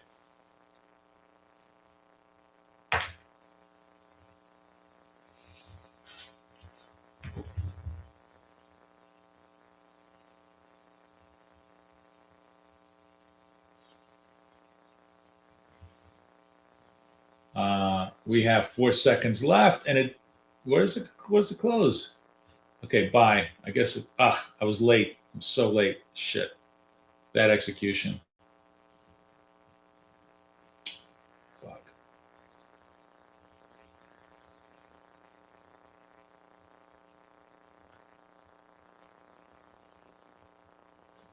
I should have been here. That was such a bad execution. 59. I got in 63. 4 points above where I should have been. But that was a very, very sneaky little move to the downside. Sometimes that happens. The market's just in the very last second readjust the prices so much that you miss the opportunity. All right, let's see how this plays out.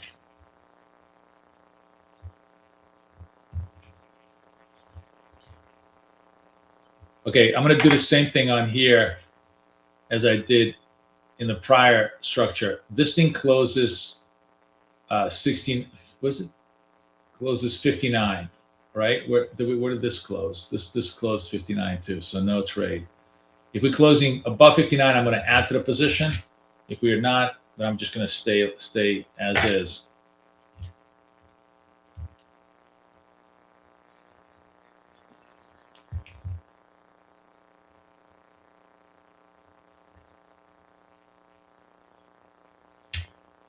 Okay.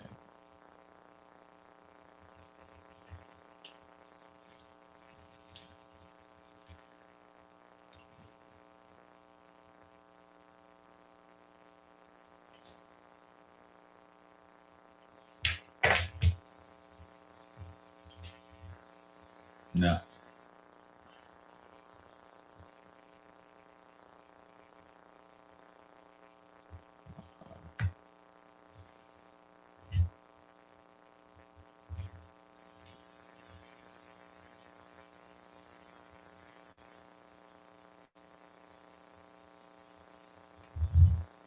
I guess you could call it a confirm over confirm. If I'm not getting a confirm over confirm, I'm not trading it. Now I'm getting a counter confirm. I'm probably going to flatten out of this position if it doesn't resolve right now.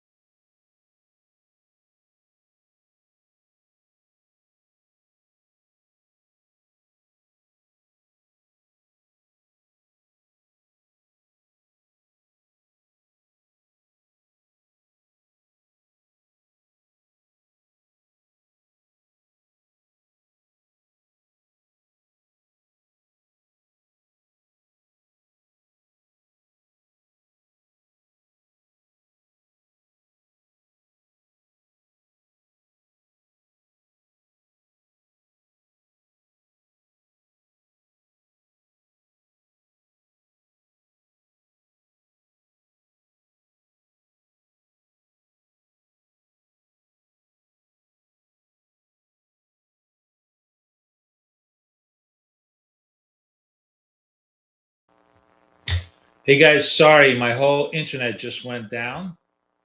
Oh man, I'm sorry, I lost my whole connection.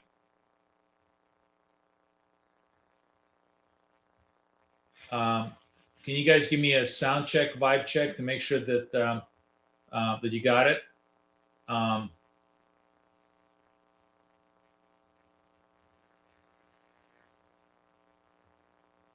Sound check, vibe check. Anything?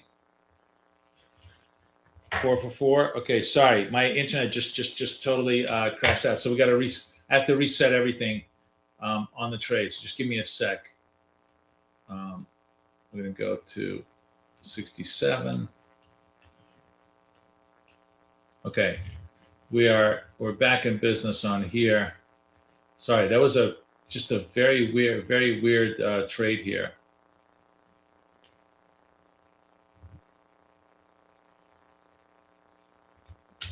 Um, my apologies. Okay, so we're back in business. Hopefully, everybody rebuilding. Rebuilding the views here. Sorry. Okay. Cool. All right, we're back in business. We got it's 8:40.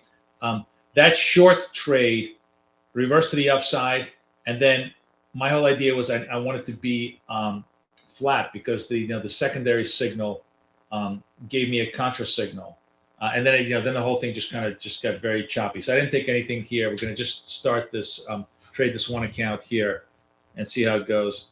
Let me see how this is looking. Okay, cool. Okay.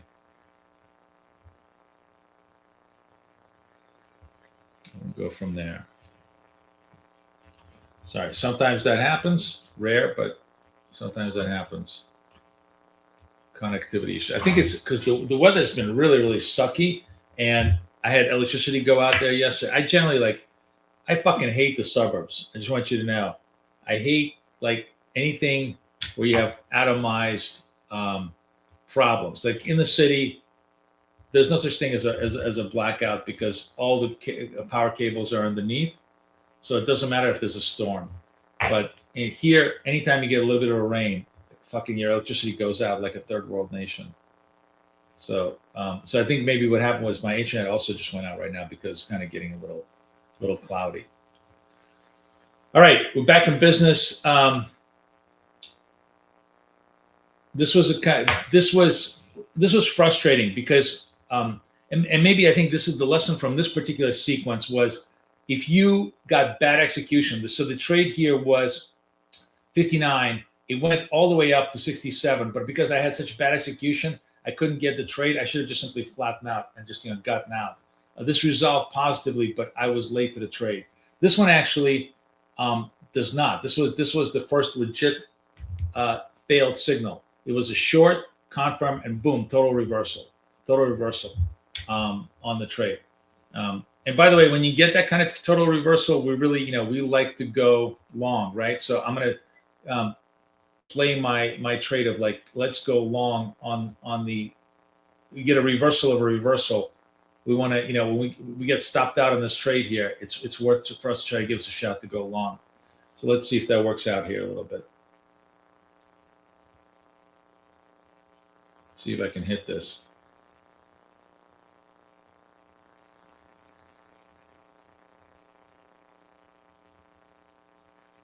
Also, would have been better if what do we come out? Stop out here. Would have been better if I had a little bit of a better entry here on the move. Let's see.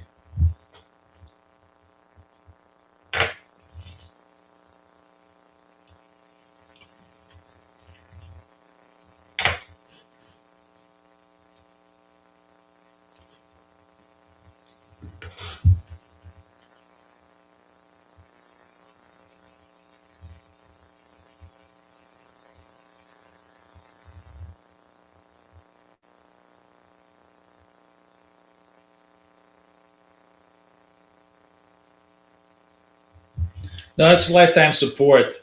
If you want lifetime support, Tim, the updates are included in the lifetime, but there's just support on if you have any specific issues or stuff like that, you can get lifetime support on that, Tim.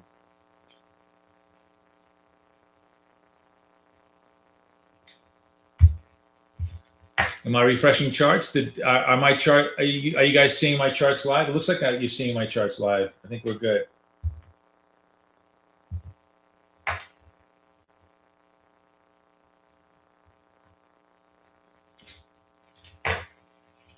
$8.45.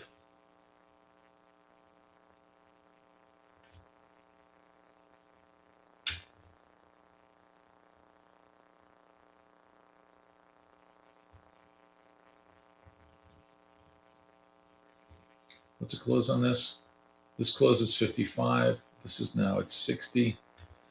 Let's see if it holds. If it holds, I'll add to this position because maybe it's not going to hold. Let's see if it holds.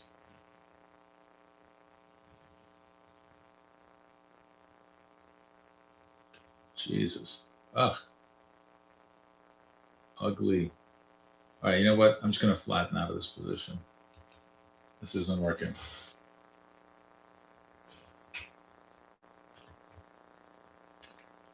All right, let's wait for new triangle, new trade, clean ourselves up, go back to trade the funded accounts a little bit now, and give it a shot here. This sequence over here got a little choppy. This would have worked, this didn't, and the reversal was also just the mistakes were executed. There's only one legitimate bad signal. Everything else was just execution mistakes. All right, we are ATR now is getting into better levels for bigger trades. Tokyo low at 26, challenging that.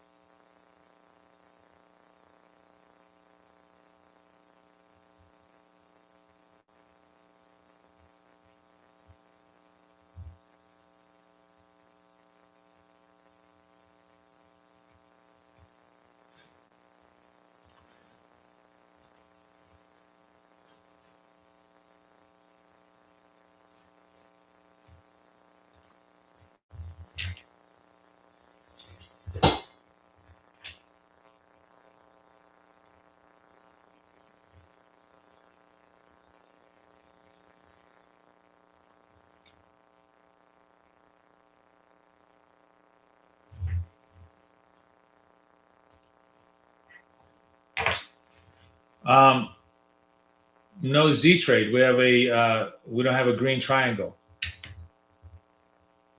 Oh, as far as Z trade itself, no. The ATR is still very low. We only trading Z's when it's ATR 16 or higher. We're still just only doing triangle trades right now.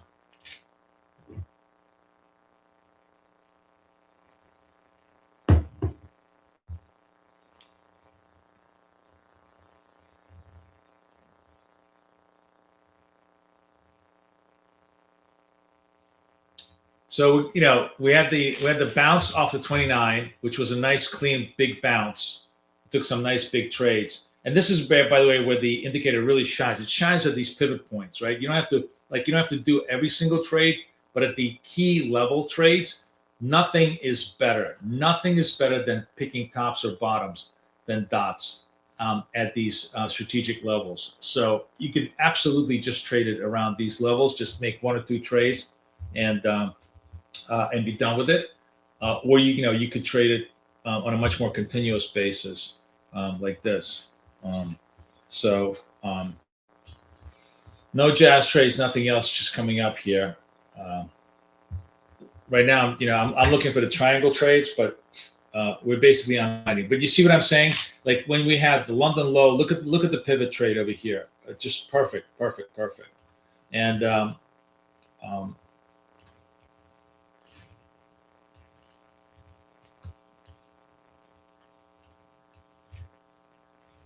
I'm just looking at where the London highs are, London lows are, everything else. And you're going to see the same idea in New York trades when it makes, bottoms or tops around New York highs. It will show the perfect, reversal trade at that point.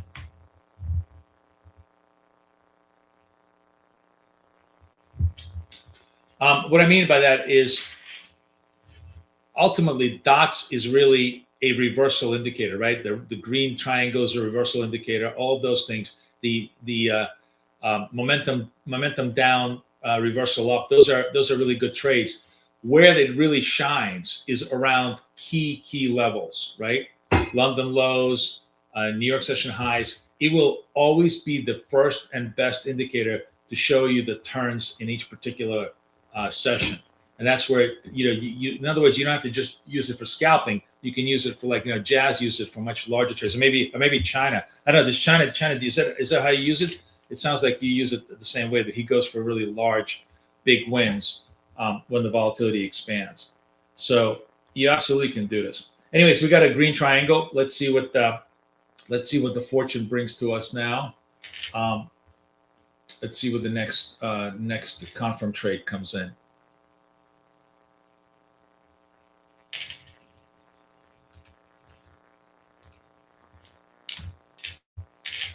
All right.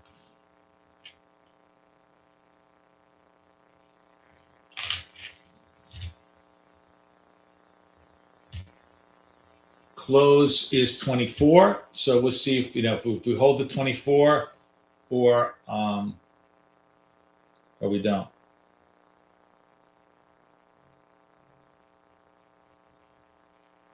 Yeah, Ben, we're talking about this earlier. You must have just joined. And also, we talked about this yesterday too. I'll explain in a second. 26, 27 seconds left. We have a confirm up, right? Confirm up so far. Let's see if this holds. I'm gonna trade this. Gonna wait till the candle closes for us to trade this. 3, 2, 1. Okay, we're long against the candle low. And let's see if we can pull it up.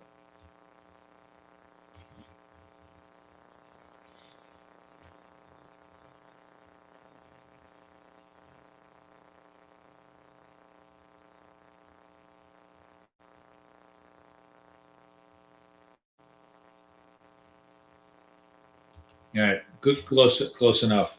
Because we had a huge extension here. I didn't want to face retrace risk. So, okay, we're back in business. Back to hitting trades. Let's go to the next account. Plus 61. Where am I so far on this thing? Yeah, 1, 2, 3. How many accounts do I have? 1, 2, 3, 4, 5, 6, 7, 8, 9. And I'm 5 and 3. All right, I'm 5 and 3 so far. 5 wins, 3 losses. Not great, but that's because we got caught a little bit. We have 9 accounts that we're trading in well charts. So, and then we know then we'll rotate to trading view accounts too.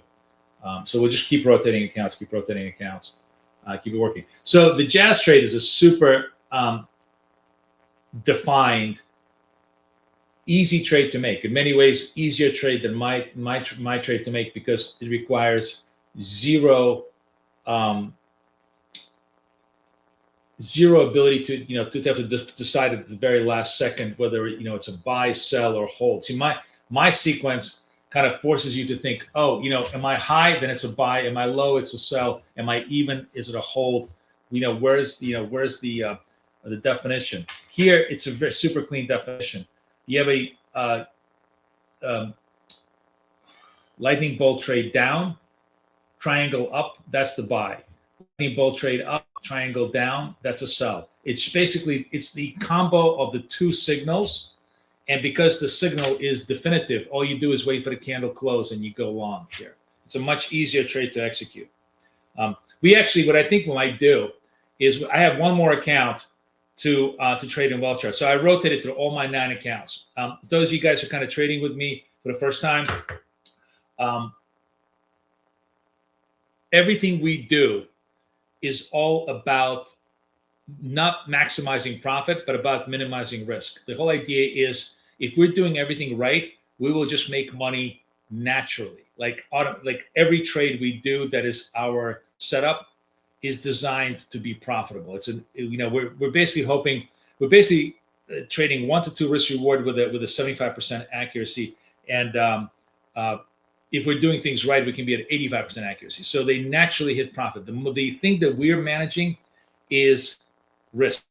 Trying to minimize as many losses and as much amplitude on the losses as possible.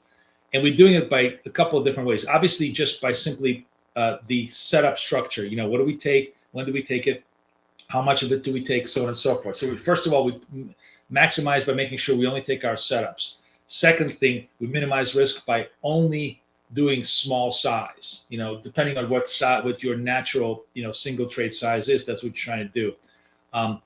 If we ever add to the position, it's only if the position goes our way. Like there was a couple of examples where I showed you earlier in the session where I had a trade with a target. It went forward towards my target. I added to the trade. If it goes against my target, against my entry, I never add to the trade. So those are the things that we do to kind of minimize risk. But the most important thing that we do is we don't copy trade.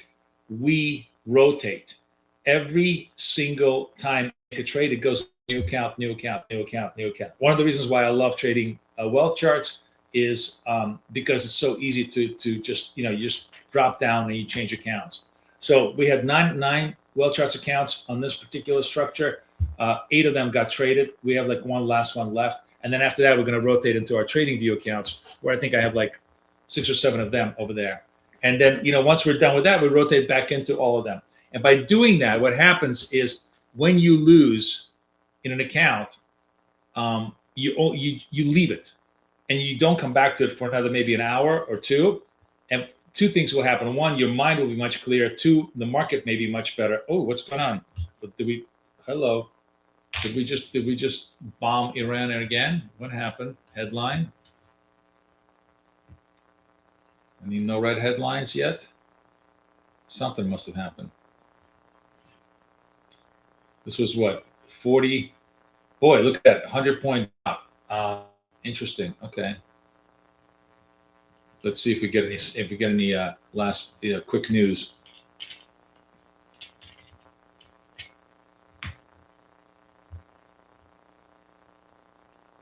Right. China is, China, I should hire you as my PR agent, because China's explanations are so much more elegant than mine, as I'm just basically stumbling for words because I'm just focused on trading. But like China, let me show you what China said. He's right. He's absolutely right. I love this. I love his description of what I was trying to say. So my indicator adds confluence at the levels and tight stops. Very good. It's a very, very trenchant description of why I was saying there's no better indicator than dots at picking pivots, at picking turn trades against major levels. So we actually just broke London lows. We took out the 2,900 with a vengeance. I'm still trying to figure out if there's. Oh, here it is. Trump of Truth Social. Anytime Islamic Department shoots a ship in the Strait of Hormuz, U.S. will bomb one bridge or power plant. Oh, fuck it. Just bomb them all. Come on. Just put them out of their misery. Jesus Christ. Like, I'm so sick and tired of this shit. Just put them all out of their misery. Put them all fucking down like rabid dogs, and then we'll be done with it. Anyways, all right. That was the little spike now,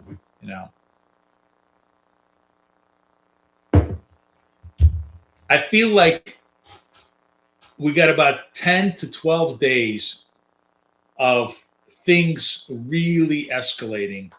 And it's going to be interesting to see where the market is going to, I think, this kind of a lull in the market could really turn very, very quickly one way or the other. And it's all going to be contingent on whether we put them down or they start, bombing Saudi Arabian targets, UAE oil facilities. If they're able to put up a fight and we're not able to control them, that's going to be very negative. It's all now comes down to, is oil going to 110, or we're going to bring it back down to 80, and are these fuckers eventually going to, relinquish control and make Iran a great nation again or not? So, rubber hits the road. I guess rubber hits the road the next couple of weeks. It certainly feels like that. So we'll see how it trades out. Volatility definitely spiking out. We're now at 18. Now we're starting to really pick up steam. Still going to trade the triangle trades only today. I'm not going to trade the Z trades because, again, I talked about the idea of just doing one setup at a time so that we don't get ourselves all riled up. But let's see what goes on.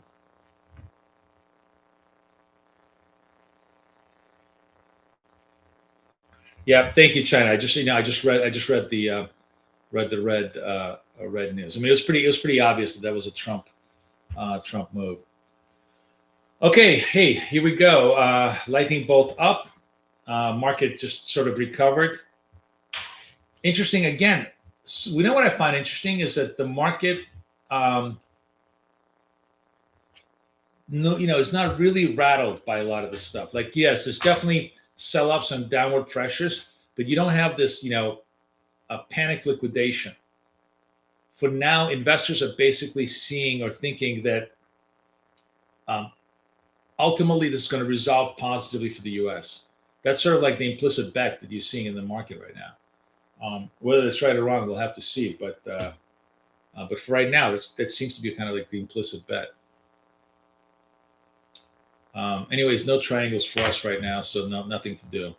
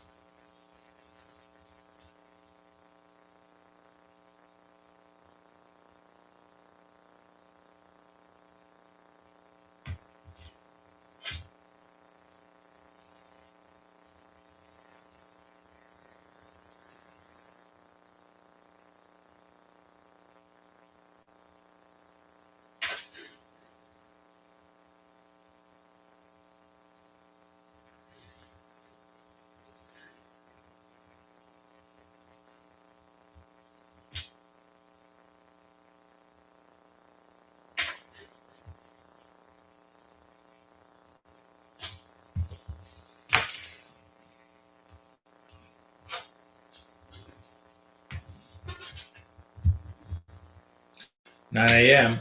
exactly.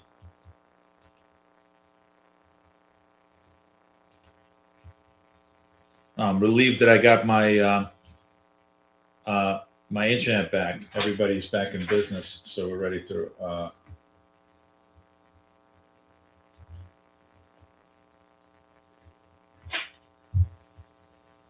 rock and roll.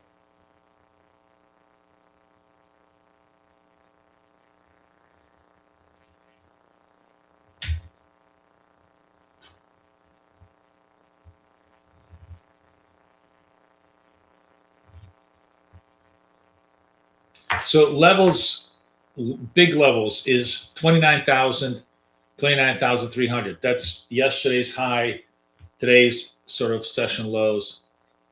That's the opening range from Asia to London that we're going to be looking at. And in between that, we will see what the opportunities are.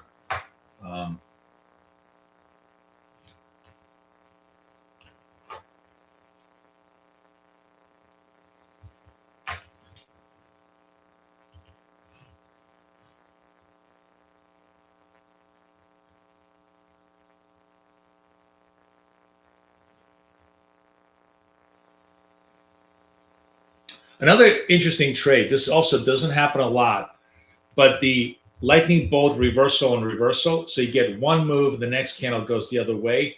Usually, the secondary candle is a interesting trade. Like, taking the long here would have been a very, very good candle. I don't see too many examples of this where we have a reversal and a reversal.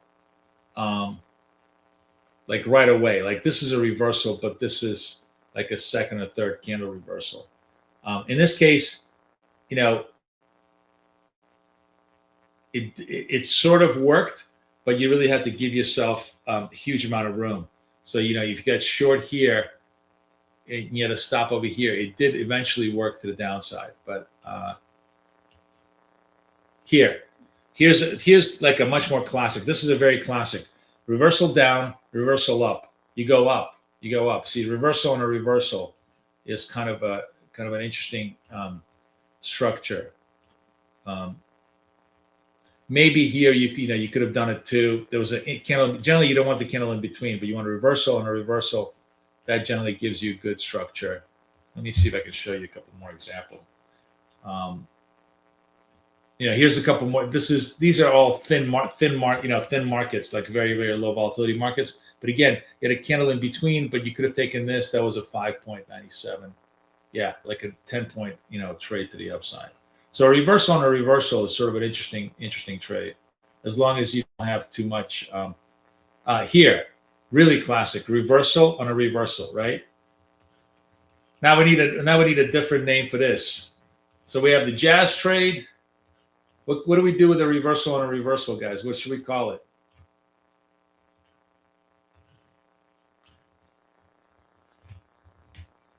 Anybody have any brilliant ideas on what we want to do there?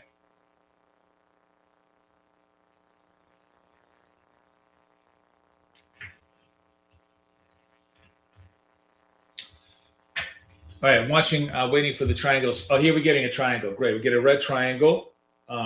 See what this, where this setup takes us.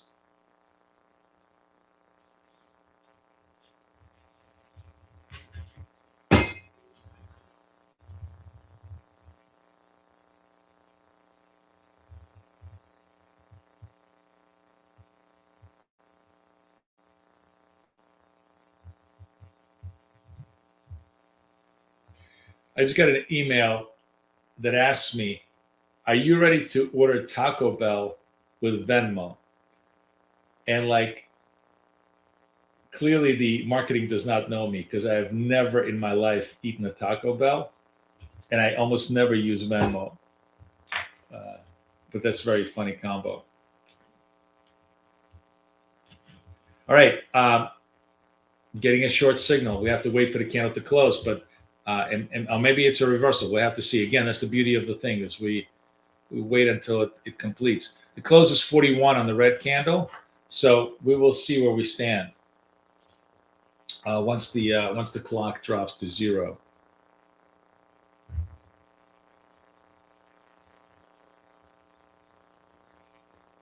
So you know what I was going to say? What do you guys think about this? Like, the idea is that the scalper just needs the last price always flashing here, so you don't have to, your eye doesn't have to drift back up and forth. That way you can just keep your eye on the scalper the whole time if you want to do a buy or sell. All right, we're short. This gave us a short signal. We're going to be against the candle high here. See if we can survive this move. Actually, it's got to be against this right over here, the session high, these swing segment highs. See if we can get any continuity to the downside here.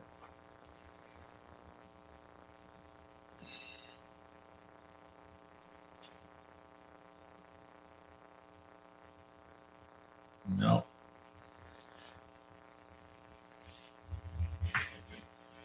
Is that right on this being short? 41. Oh, no. Damn it. Damn it. This is, I'm making another mistake. Sorry. We're going to reverse, flatten, and reverse. We're going the other way. The reason why is because this was flat. This was 41, 41. This one now is beating it completely to the upside. And I'm going to buy more here. And boom, boom, boom. See, I resolved myself there. At least I recovered my mistake. Sorry. So this is and this is clearly like a very, very a flaw in the structure that I have set up here. That I need a better way for us to gauge if the signal is there or not visually. Because if we're trying to gauge it numerically, I'm missing it. See, like, one of the great things about the jazz trade is that there's no way to miss it. It's visually objective. What happened here? To kind of show you. This is a little frustrating. So I'm glad I recovered it. But here's the thing. The close on this one is 41. I thought this was down, but this was actually 41. That means it's an even close. So there's no trade. It was no. Then the next candle clearly closes up above, so I get long, and I actually get long twice, and boom, boom, boom, that resolves to the to the upside. But basically, that's just a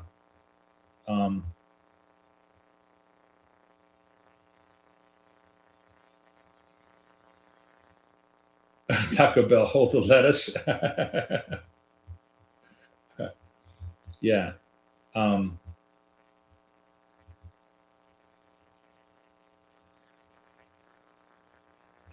Schrodinger's reversal. But yeah, I mean, we need a better visual clue on these trades. I think I'm going to have to. This is, and by the way, this is where the upgrades come in. Yes, we're going to upgrade the indicator on TradingView on well charts. May take a little while, but I think what we're going to have to do is, if the candle, we'll give it a band, maybe one or two points up or down. If it's within 1 or 2 points up or down, it will be gray. If it's if it beats the trade, it's going to be neon green, and if it beats the trade to the downside, it's going to be neon red. Regardless of whether it's up or above, I think we're going to just simply create the candle itself is going to give us a signal. This way, we don't have any doubt. Right, so I made like 2 or 3 entry errors because the last tick of the candle resolved against my initial conclusion. So we need to have a absolutely objective visual clue to this. Anyways, one trade setup: red candle. I'm going to try to do the best we can here. Oh, you just got the same Venmo Taco email? That's so funny. That's so funny. They're probably listening to us, Tony. They know that we're connected,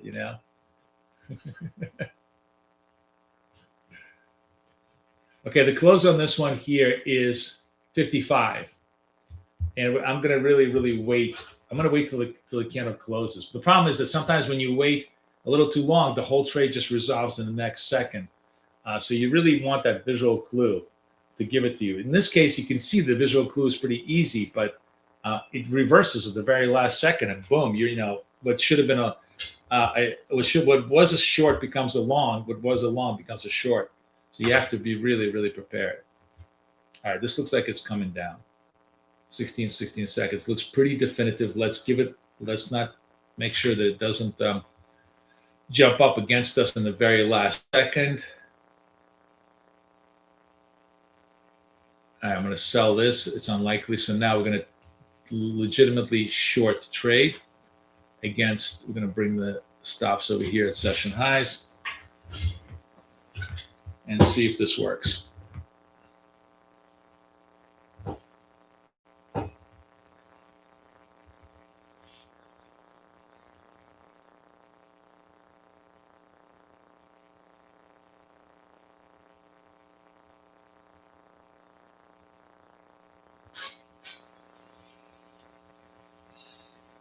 $15 minutes to the open.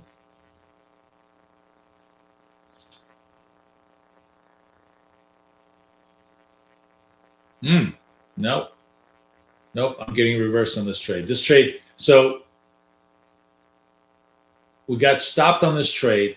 We're going to wait till this thing closes, and we're going to go the other way, because a trade that stops us out on a legit trade usually is a good trade the other way. So if I'm wrong on this one, that's it. We're gonna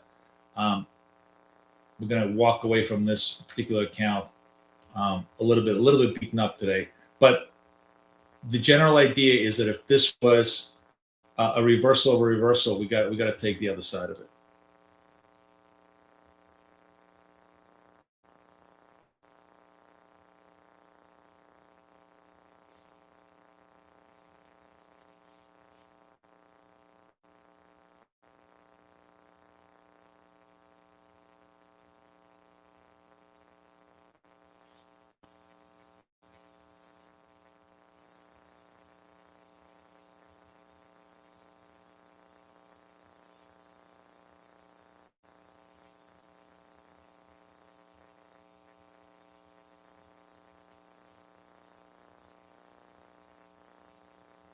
64.75 is my target.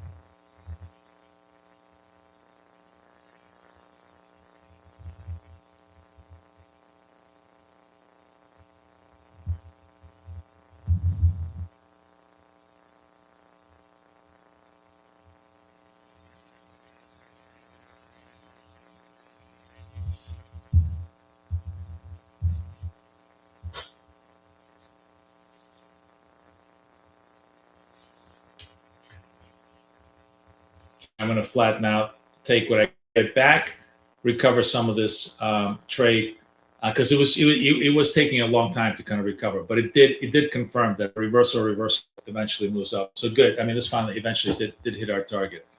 Okay, let's we got 15 minutes for the open, but let's rotate to all the other accounts. Now we have the trading view accounts. Let's rotate to them. Let me make sure that I'm in the right ones. Hang on a second. Am I in? Yeah, I'm in the trading view accounts. Okay, cool. Okay, wait. So I'm at 71. Okay, yep. So now we go back to trading view. We're going to rotate through those. So I wish I had like really impressive numbers, but they're kind of flat. We're basically 1, 2, 3, 4, 5. 5 wins, 4 losses today in the on the wealth charts, but that's just on the first round. That's just the first round. So by the end of the day, maybe I'll have every one of them green, which a lot of times I really do. But this is a good example of no single account is down more than $40, right? Like the maximum loss is $40, and that's the difference between staying alive and thriving and just killing all your accounts with a series of bad trades to one account will kill the account in about an hour. A series of bad trades over a month will never kill your account. It's kind of like just a basic idea. That's how prop firms always get you, because you are just banging away at bad trades on one account, and it's super easy. Like virtually, I'm actually curious. If you were to think back every time you tilted, would you say, let's make it a actually, you know what? I'm going to do it on YouTube. Let's do a YouTube poll. We haven't done a poll in ages, but this is a really good poll question. Hang on, I'm going to do the YouTube poll with you guys here. Just one sec. Start a poll. Okay. Every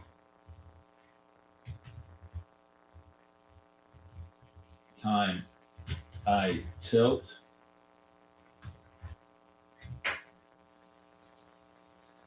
it's going to be less than 1 hour to lose account. I'm serious. It's a binary question.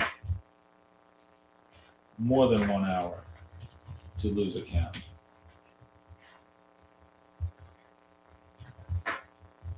Okay. All right. In the poll, go ahead. Vote in the poll, guys. I'm really curious. Does everybody see the poll? Did I put the poll up? Yeah, here it is.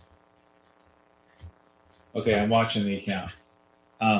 Every time I tilt, is it less than an hour or more than an hour? Because this is, I think, the most interesting aspect of how I've managed to survive and keep all these accounts alive versus before. It's just by rotating accounts.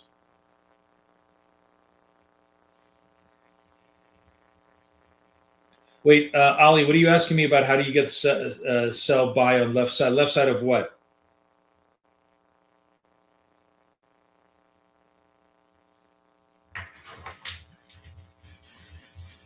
Are you talking about how to do buy sells on TradingView? How to set that up, or how to? I'm trading through Tradeovate on these accounts.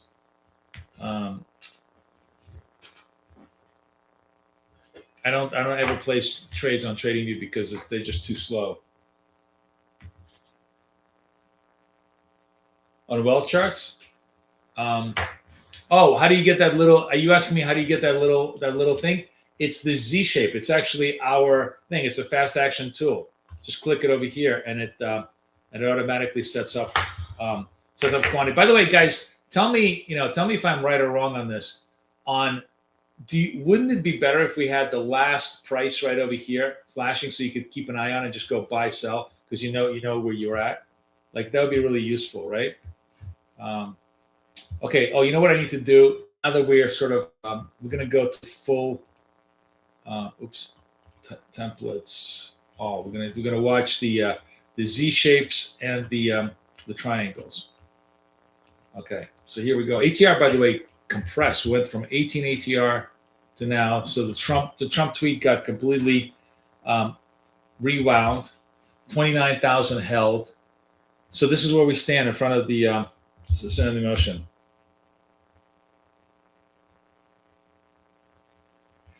Are you talking about again, guys? When you ask me questions, type in well charts. Do you mean on well charts? How do you make sure that you get the control of stops and targets is from here, from the brackets right over here in well charts? You can control your take profit stops right then and there, and you can do multiples. You can do all sorts of other stuff.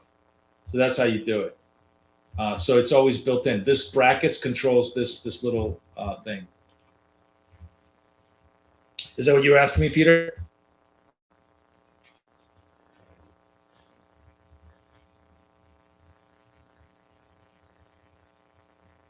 Oh, how do you do a selection of this? Oh, the selection, it's a little bit more awkward. You have to go into brackets. You have to go into multi. You have to find the strategy name, and then you kind of pick and choose. It doesn't have like a drop-down list, which is why I just keep it on simple. It just has these trailing stop, break-even stops, but it doesn't have a drop-down list for multiple strategies. So it's a little bit more annoying.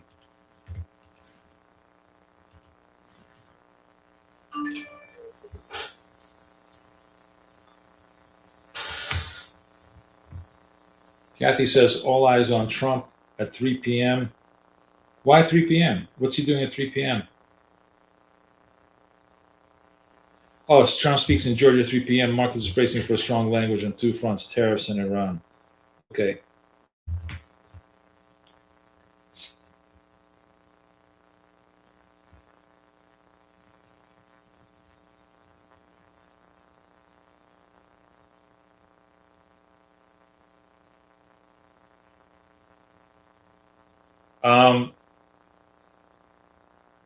Okay, Peter, type out exactly what you have in mind, and we can try to figure it out. Let me explain to you what I do. What I do is with wealth charts, and this works for me perfectly fine. I have a fixed target, which is essentially ATR target that I want, right? I have that, and then I have a much wider than normal stop. That stop doesn't stay in place. It's just kind of an emergency stop. It's just basically to create the bracket. And then once I'm in the trade, I then adjust the stop. Sometimes the stop is almost equal to ATR because it's organic to the chart. I'm trading off the highs and the lows. So with my kind of entry into this thing is I know what I want as my target. I have an emergency stop, and then I adjust it very often to 1/4 its emergency value to come into the trade, and that just works fine for me. I don't have to do like a whole series of drop down choices by doing that. All right, 5 minutes to the open, guys. Let's see where we trade. I'm gonna try and hang with you guys till like maybe 10:30 today, and then after that we'll do. I mean, Trump is coming in at 3, and you have Google and Tesla earnings, so this could be a lot of vol on the close of the market. So we're going to do a special edition today. No Asia trade. We're just going to do market close at 3 p.m. and trade that today and have fun.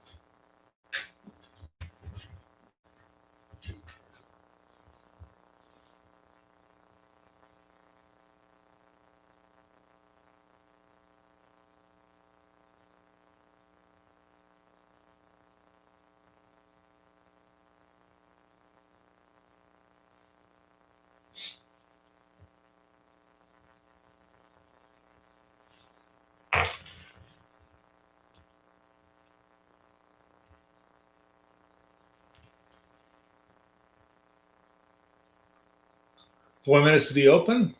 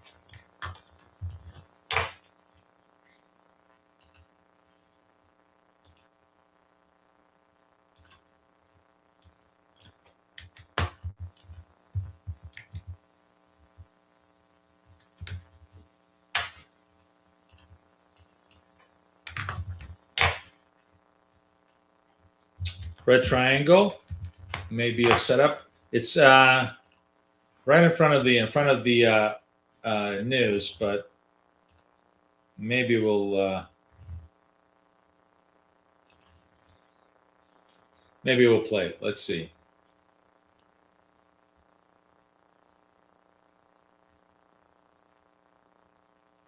We'll trade it. I'll take it in one of my 73 accounts.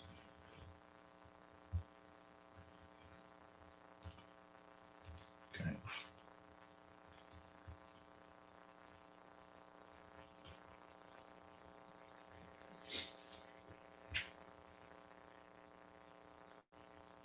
All right, let's see if this candle confirms or denies the price action here.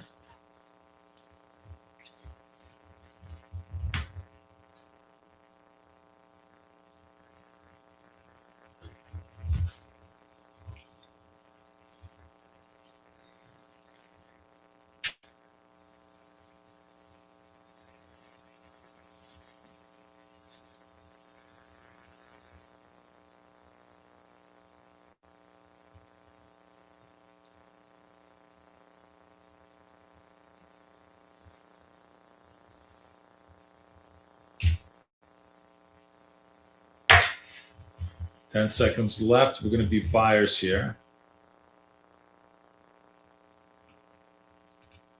Order filled. All right, we're in trade. See if we can get this down. The stop is going to be right underneath here. See if we can get the move.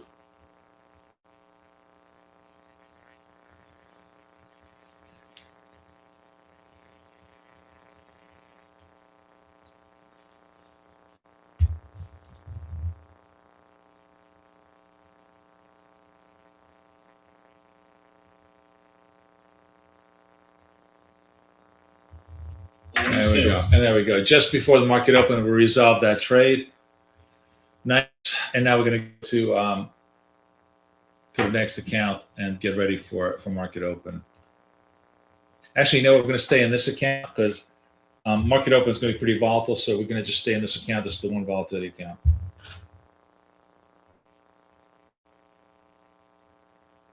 There's a strange buzz on the mic. Does anybody hear a buzz on the mic?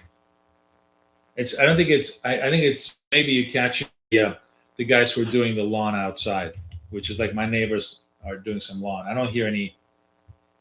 Does anybody hear any kind of buzz?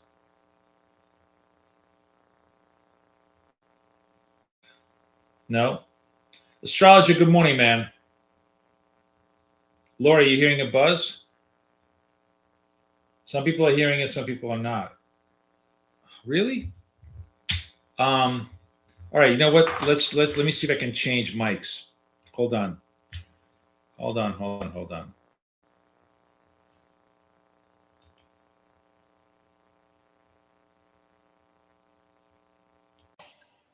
Testing 1 2 3. Testing. Are you hearing it? No buzz. Testing 1 2 3. Is this a better mic? Tammy, everybody who said yes. I only want to hear from people who said yes. Is this better? Are you hearing the buzz?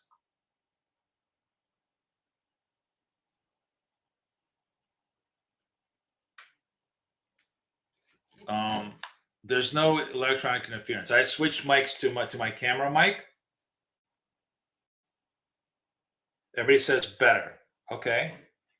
Somebody says terrible. I don't know, guys. I don't know. Better. Okay. So we'll stay with that. Okay. Fine.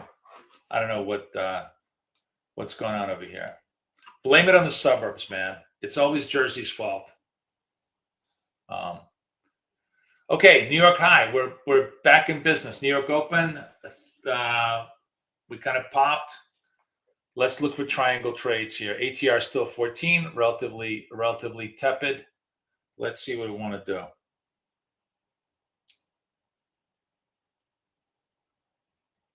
Everybody says it's just fine. Better, but feedback now. I don't know, guys. I don't know. I just fucking trade. I don't deal with audio visual shit. You don't really need to hear me. You know the setups. You know the views.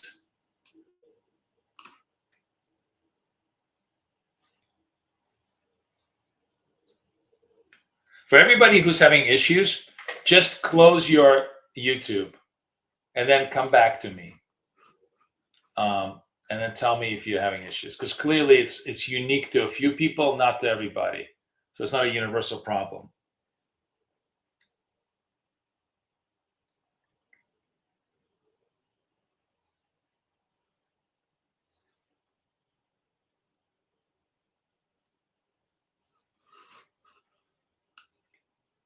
All right, starting to pop. We're printing lightning bolt trades.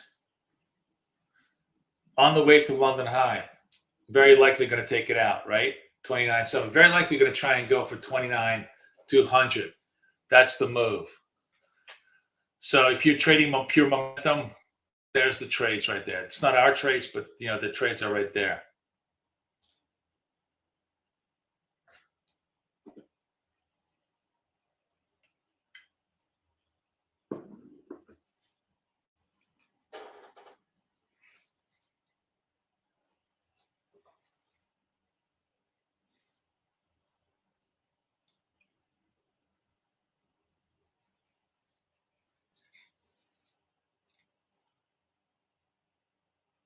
London high is 73. New York high is 62. We're all bunching up around there. VWAP is 59. English's favorite thing. Now we're getting the red triangle. Now comes the trade possibilities.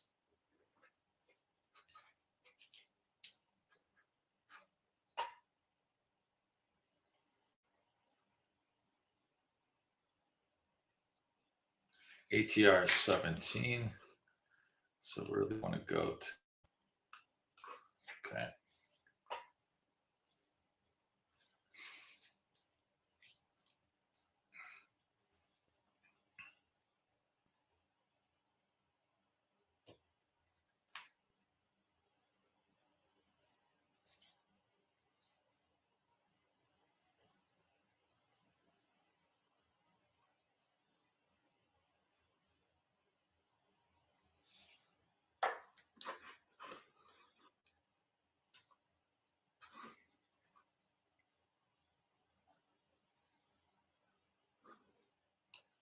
Okay, triangle closes 52.75, so basically 53s.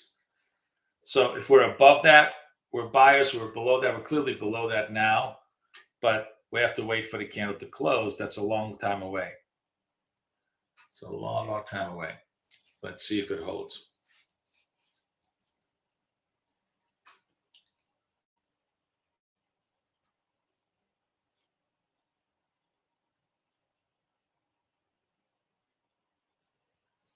"25 seconds to the candle close."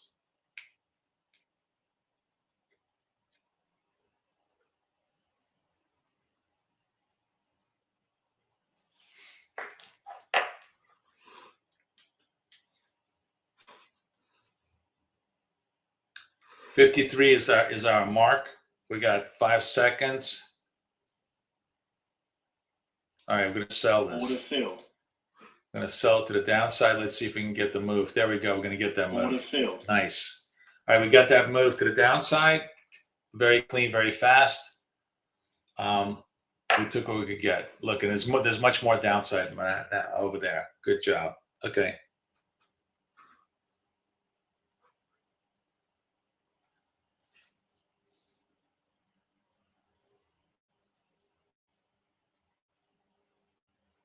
How's the sound now, guys? Buzz is gone. Laura says buzz is gone. Anybody still having issues with the sound? No?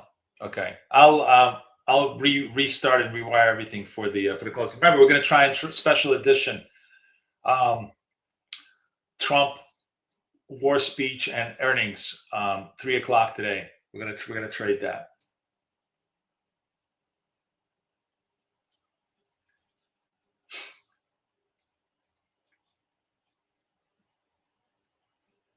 All right, let's rotate accounts.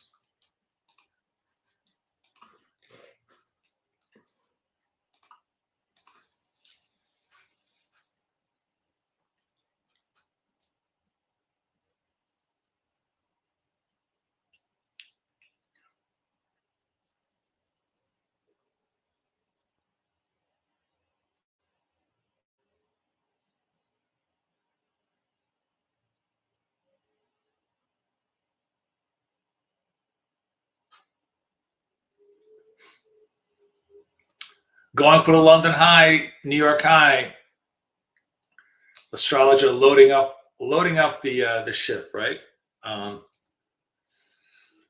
Running this trade. So this is like if you're sort of trading the reversal trade here, it's kind of interesting. I would definitely go long here on a nice clip with a stop right underneath here. It's just not my trade, but like it really feels like the longs want to take out the highs here.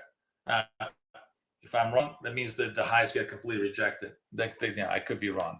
I'm glad I didn't take this trade then, because it looked like the close here was 52. This thing closed 60, and now it just totally reversed. So I guess the shorts held. The run to the highs failed. Basically, this is a legit trade that just simply failed. If you were running this trade.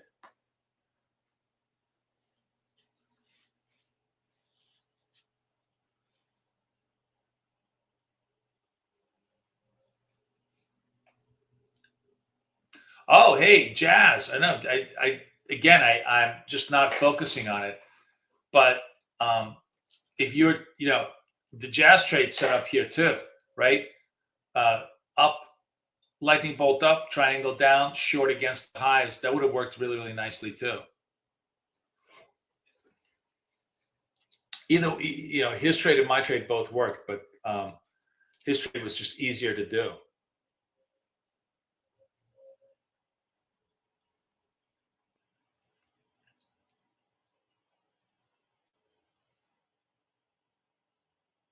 Yeah, I know.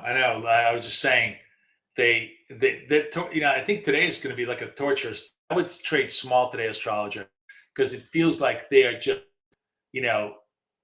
one step forward, 2 steps backwards, just ripping up and down. They just tease you the continuity, and then they take it away, and then the next run they tease you back. Again, we're challenging the highs. Twice they rejected them. When this bursts up, this is definitely going to 29,200, but we need to break those highs.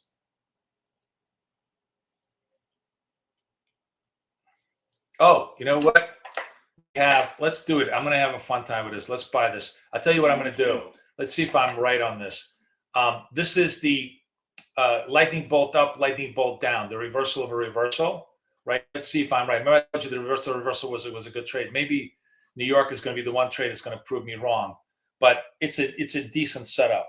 The lightning bolt down, lightning bolt up, right? Reversal should be a decent trade. Let's see if this proves me right or wrong.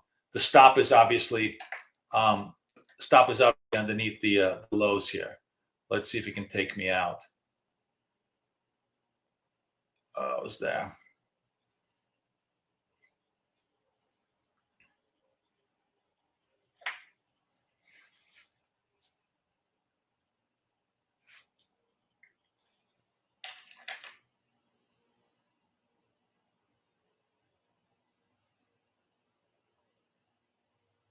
All right, you know what? Order filled. I took it out. Nice. So that worked, that worked for a little bit. So the reversal, absolutely. Sorry. Oh. Proves its worth again. However, the reason why I'm okay trading it is because it's rare. It doesn't happen a lot. So if you're trading reversal occasionally along with a triangle trade, I think it's okay. At least for me, it's okay. It's not a big takeaway of my focus. But this is like the third or the fourth time where you get that trade working for you. I think, as a matter of fact, we're back all the way down to 3:00 this morning forward. Only 1 out of 6 times that this thing appeared did the trade fail. So it's a very simple setup, right? You guys want to see what the idea is? Lightning bolt down, lightning bolt up. When you have one candle when lightning bolt reverses itself within one candle, at very, very most 2 candles. So there's a pause candle between. The direction of the final lightning bolt is the true direction. That's the one you took. So we took it a little bit. We got a little better price underneath here and took it up, up down, and resolved it. And now it really starts to run. And it's basically this is the London high, New York high run trade, right? Thank you, Ben. There isn't a session where I'm not going to sneeze, right? Because it's always always summer, always allergies for me. But yeah, no, it's fine. So everybody get that? Everybody gets the 2 very, very simple setups are in many ways most powerful. Simple, I mean, by simple, I mean they're visually very, very clear. Like there's just such easy visualization of these setups, and they're very cool. So anything that we can do to make it easy to scalp the winners is awesome. Oh, I got to rotate accounts. This reminds me, I got to go to 75 now.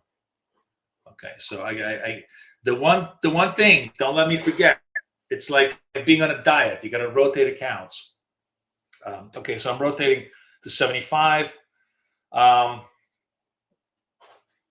a couple of more minutes to hang out with you. Oh, let's see how the poll numbers are. Oh, look at this. I was totally right. Look at the poll, guys. I'm gonna end the poll.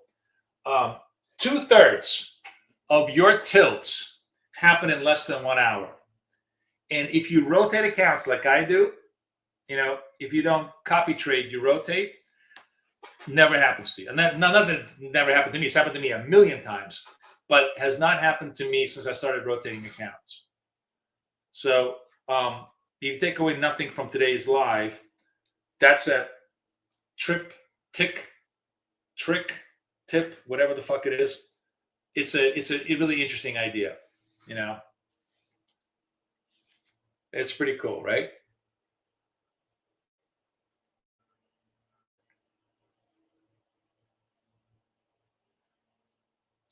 Everybody vibing me on that? Can I have some +1s? Did you agree or disagree? I'm actually curious.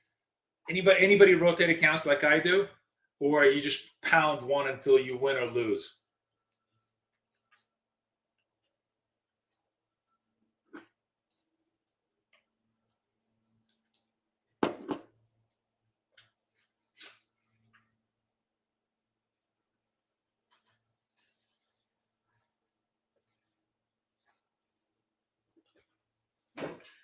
All right, what do we call the reversal? Should we call it a double lightning bolt? Oh, lightning strikes twice. You know how they say lightning doesn't strike twice? We call this lightning strikes twice. I like that one. What do you think about that name? Hound dog.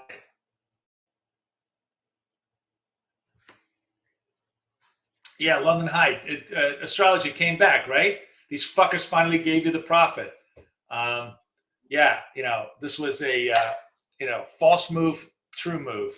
We traded the true move, thank God. Yeah, lightning strikes twice. That's what we're gonna call it, right? Is that stupid? Is it too long? Come on, give me a good name, guys. We need something that we catchy that we can remember.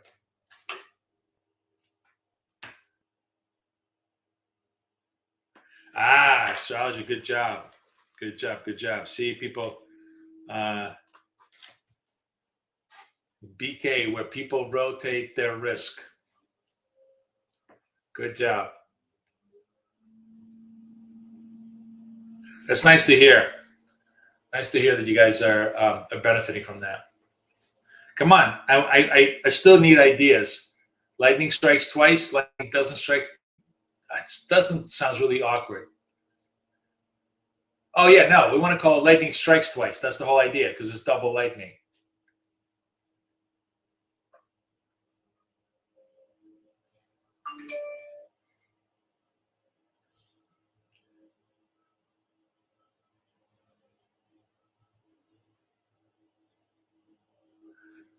All right. I guess it's going to be a job for Claude. Manny, nice to have you. Who's new in the room right now? Who's just joined us? We're finally starting to get a little bit of juice on the market. Finally starting to get a little bit of trades. We got a red triangle setting up. We're going to wait and see how well this trades. New York session highs expanded. I don't think we're going to take out tomorrow. Yesterday's highs at 300, unless Trump says, something very positive on the presser. He's going to be in Georgia today, right? Kathy says 3:00. So we'll be going to be live 3:00 with you guys today.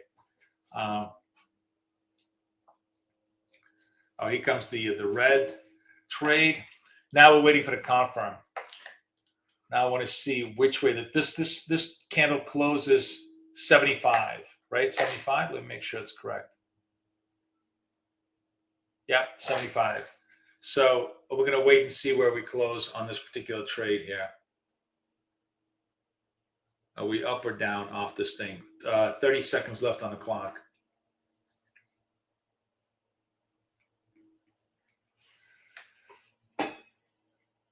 Now starting to tick lower. New York getting reversed.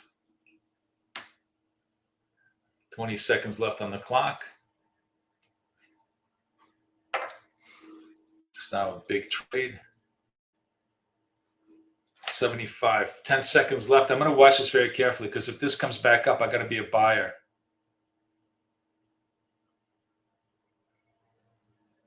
All right, I'm buying. This was a very, very tough, weird trade. Let's see if this gives me a buy.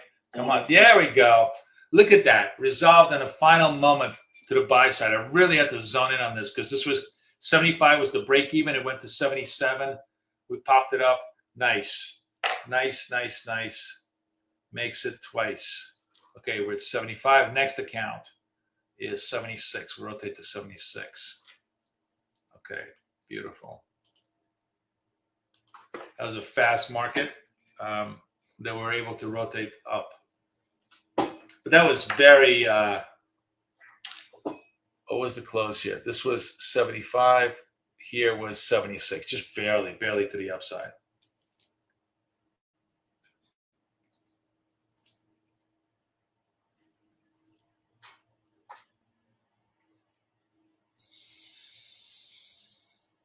Oh, yeah, that was a jazz trade too. Sorry, guys. Again, I'm missing the jazz trade. So lightning up, triangle down. That already hit the target. Yeah, it was really good. Jazz trade has been just money. But so has lightning strikes twice trade.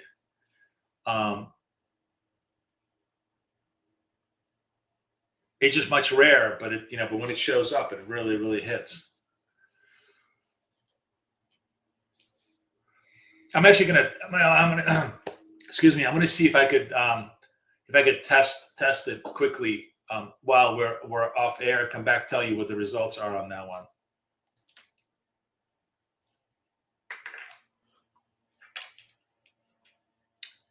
I think it's only like five trades a day on that kind of structure.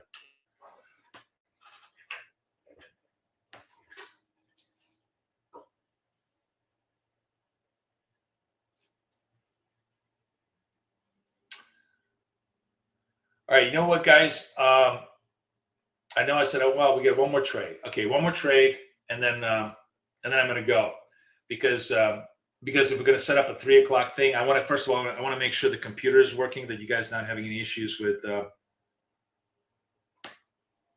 Lightning Plus. Yeah, you're right. I mean, all of these. That's the reason I don't like it. It's too long.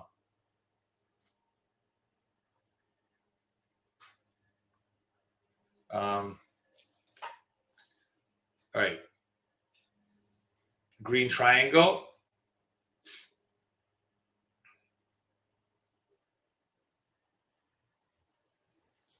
See what it closes at.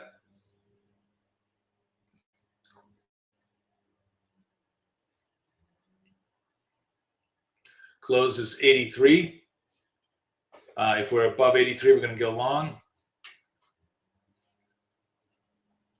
Ooh, big pop. Big pop. Wow. Nice pop. By the way, another good example of the jazz trade, lightning down, triangle up. If you went long here, that would have been a super quick resolve for you. I'm just chilling, waiting to see from my confirm. Yeah, Yannick is loving the jazz trade. Bolt, double bolt, something about bolt. I like that. Neil, bolt is short, right? Bolt plus plus. What do we have? 17 seconds left. I'm waiting.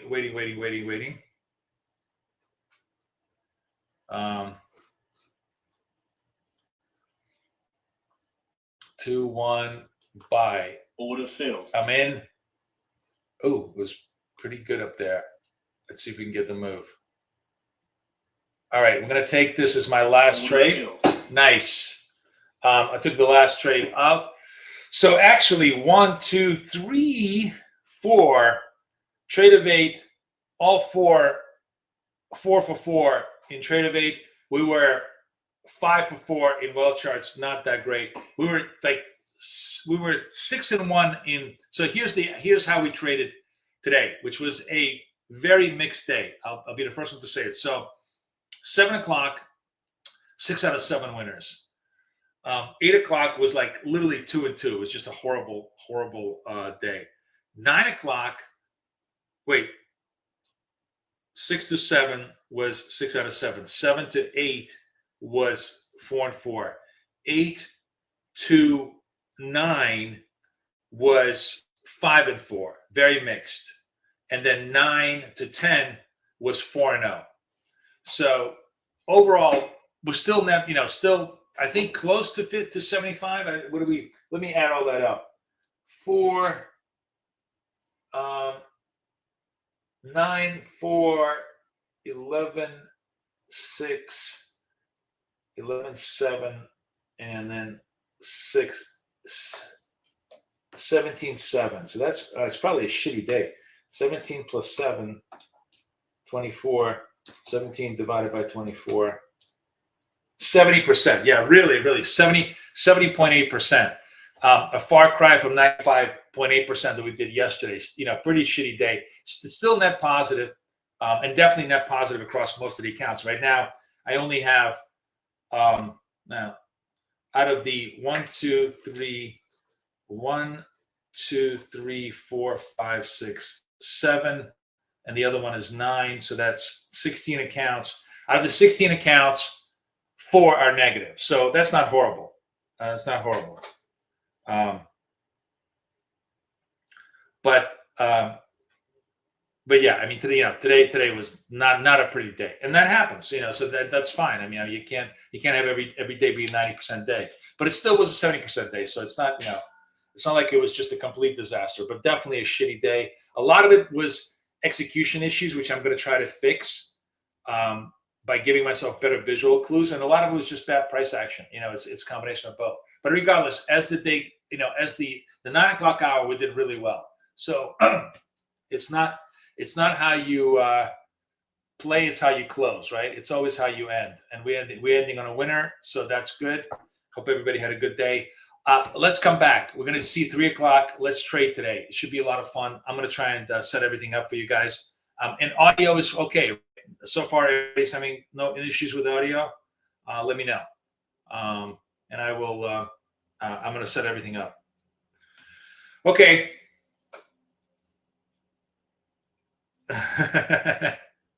All right, guys. Have a great day. I'll see everybody a little bit later. Take care. Bye-bye.